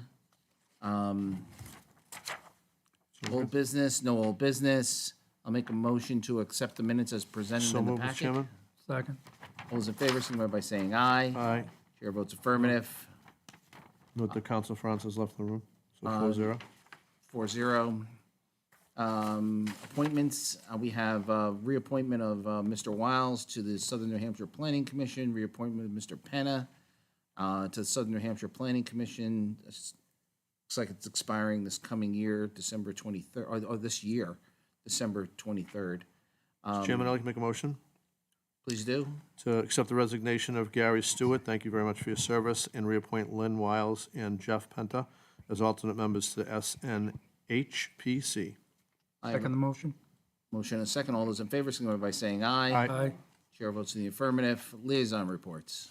Mr. Chairman, I have a question for the council. We had listed for the Rec Commission, which I'm liaison on, an ad for an alternate member.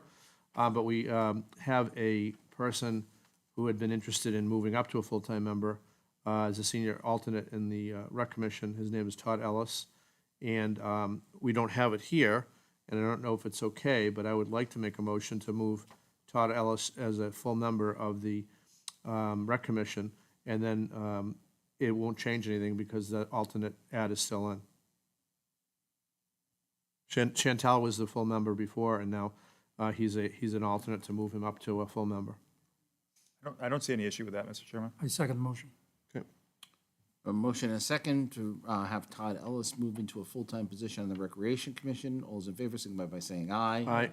Chair votes Somebody will affirmative. contact him so he can get sworn into his new position? Yeah, so Kirby, when you're doing the minutes, I know that you'll look at the recording here. Please contact Mr. Ellis and see to it that he is sworn in by the clerk. Thank you, Mr. Chairman. You're welcome. Any other additional liaison reports? Yep, one more for Senior Affairs Committee.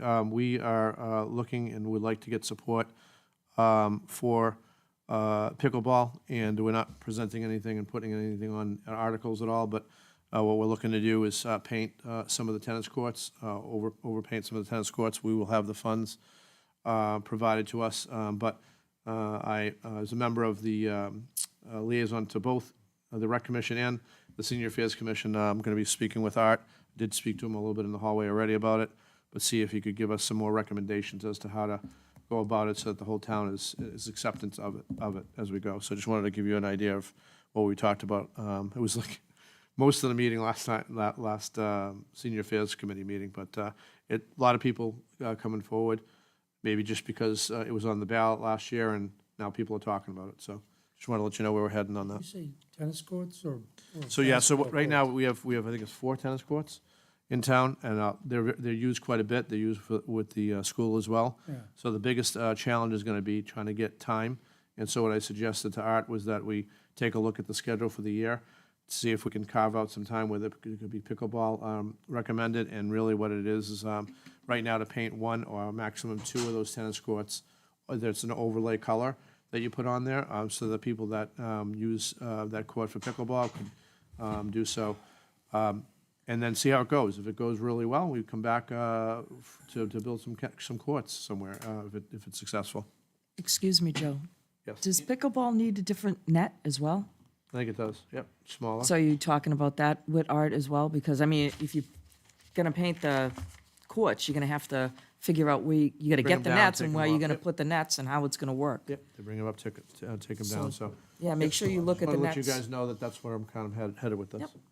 So upon getting your email, I did speak to the town manager with regards to the tennis courts. And I ran into Art actually when he was walking through my neighborhood. The tennis courts were built in accordance with a Warren article. I know they are researching the Warren article to see if what is being proposed can or can't be done based on what the Warren article says. I did forward to you and to Mr. Wally and to Art and the town manager pictures of what this looks like on courts that I happened to run across. You're right about the net, Deb. It's portable, actually. It's on wheels. Yep. So we got to find a place to store it so it doesn't get vandalized or. So what they do is they just slide it over to the side. Okay. That's what they do on these courts. I don't know what we'll do, but that's what they do. I just would hate to see us spend money and they get turfed or. Yeah, whatever. so I think there's more steps to take. And speaking with Mr. Wally, it is not as simple as just painting lines. Apparently, there is some sort of an epoxy and only certain companies that do this type of work, and that it's got a couple of other steps. Oh, yeah. Definitely feasible, but we do need to get the legal answer of whether or not the Warren article allows us to do what we're proposing. Look, Mr. Chairman, you said it, and I live by the statement, you know, when we rush into things, we usually get it wrong. So I think it's been a year in the making, and so we've waited this long. I think we can wait a little bit longer. But I just want to let you know that there is definitely interest, and we have to cross all of our Ts and dot all of our Is. But I don't think this is going to go away. I think it's just going to get more and more popular. So I think we have to address it. And that population is growing in our town, and we have to recognize that. And look, best thing for people that are aging, and I know myself because I'm getting there, is to get out there and start being active. So if people want to be active with pickleball, let's figure out how to get it done. Totally agree. Just Thank you. That's okay. Anything else for liaisons? All right, just so you're aware, I'm probably going to set a meeting up to have a conversation with the airport director about multiple things regarding what he's hearing around the community, since he's had a lot of success, and most recently the success with the airport, with Amazon and the logistics group that they just built. and I'll be doing that as the liaison to the airport. Town manager report, we received your town manager report. The one thing we discussed a little bit earlier is that the 16th is a federal holiday, and for many reasons, maybe look at moving the budget public hearing until later in that week. I've asked the finance director to see about moving that meeting to maybe possibly Wednesday or Thursday, and to see if we can do that within the statute. So stand by, that may be changing. Is there anything else you want to highlight in your town manager report? Yeah, one big thing, Mr. Chairman, and it's good news. As you know, sewer capacity has been a big issue in South Londonderry. And in order for us to build out the South Londonderry area, which includes Woodmont Commons, to the benefit of every Londonderry taxpayer and to unlock that tax value, we need to find more sewer capacity. And that's been a challenge with the dairy plant, because under our intermunicipal agreement, we can only send so much capacity down there. I'm happy to report that since April, I've been working with Representative Pappas and Senator Shaheen's offices in pursuit of what they refer to as congressional directed spending requests. This is how you get federal dollars in your community. I presented to Representative Pappas's community board. They adopted our proposal. He did as well. Senator Shaheen included this and supported it as well. On December 29th, President Biden signed a continuing resolution which includes $4 million for the town of Londonderry and its sewer infrastructure. Couldn't be more thrilled about this. I can't overstate how vital it is to our economic well-being and to our environmental well-being as well. Sewer is not only a driver of economic development, it also protects our environment. And so my thanks to Representative Pappas and Senator Shaheen for recognizing the importance of this to the community and for their support along the way. Well, thanks to you also, Mr. Chair, if I may, for taking the time to do this, and congratulations for getting it approved. It's Thank you, much appreciated, Counselor. because that's a significant amount of money, so Nice thank job, you. Mike. Good job. Great work. Thank you. Thank you, Mike. Thank you. Anything new, Kelly? Just two quick items. Next week, I'll be participating in the Comprehensive Economic Development Strategy Steering Committee, which will be hosted here in Londonderry. I'll be providing an overview of Woodmont Commons and potentially doing a quick tour of Woodmont with that committee. And I'm also coordinating with Woodmont as they put forward their fiscal analysis, which will be hopefully before the planning board in the spring. That'll be interesting to see based on what's happening over there with the ball. Okay, is there anything further? Tomorrow is the deadline for citizens petitions. And I've heard that we've received none so far. I have I'm not aware heard of any. Okay, accept a motion to adjourn. So moved. Second. Those in favor, signify by saying aye. Aye. We are adjourned. Please stand by and make sure that you check for the next council meeting. It is likely the date may move. Not 100% yet, but it may move.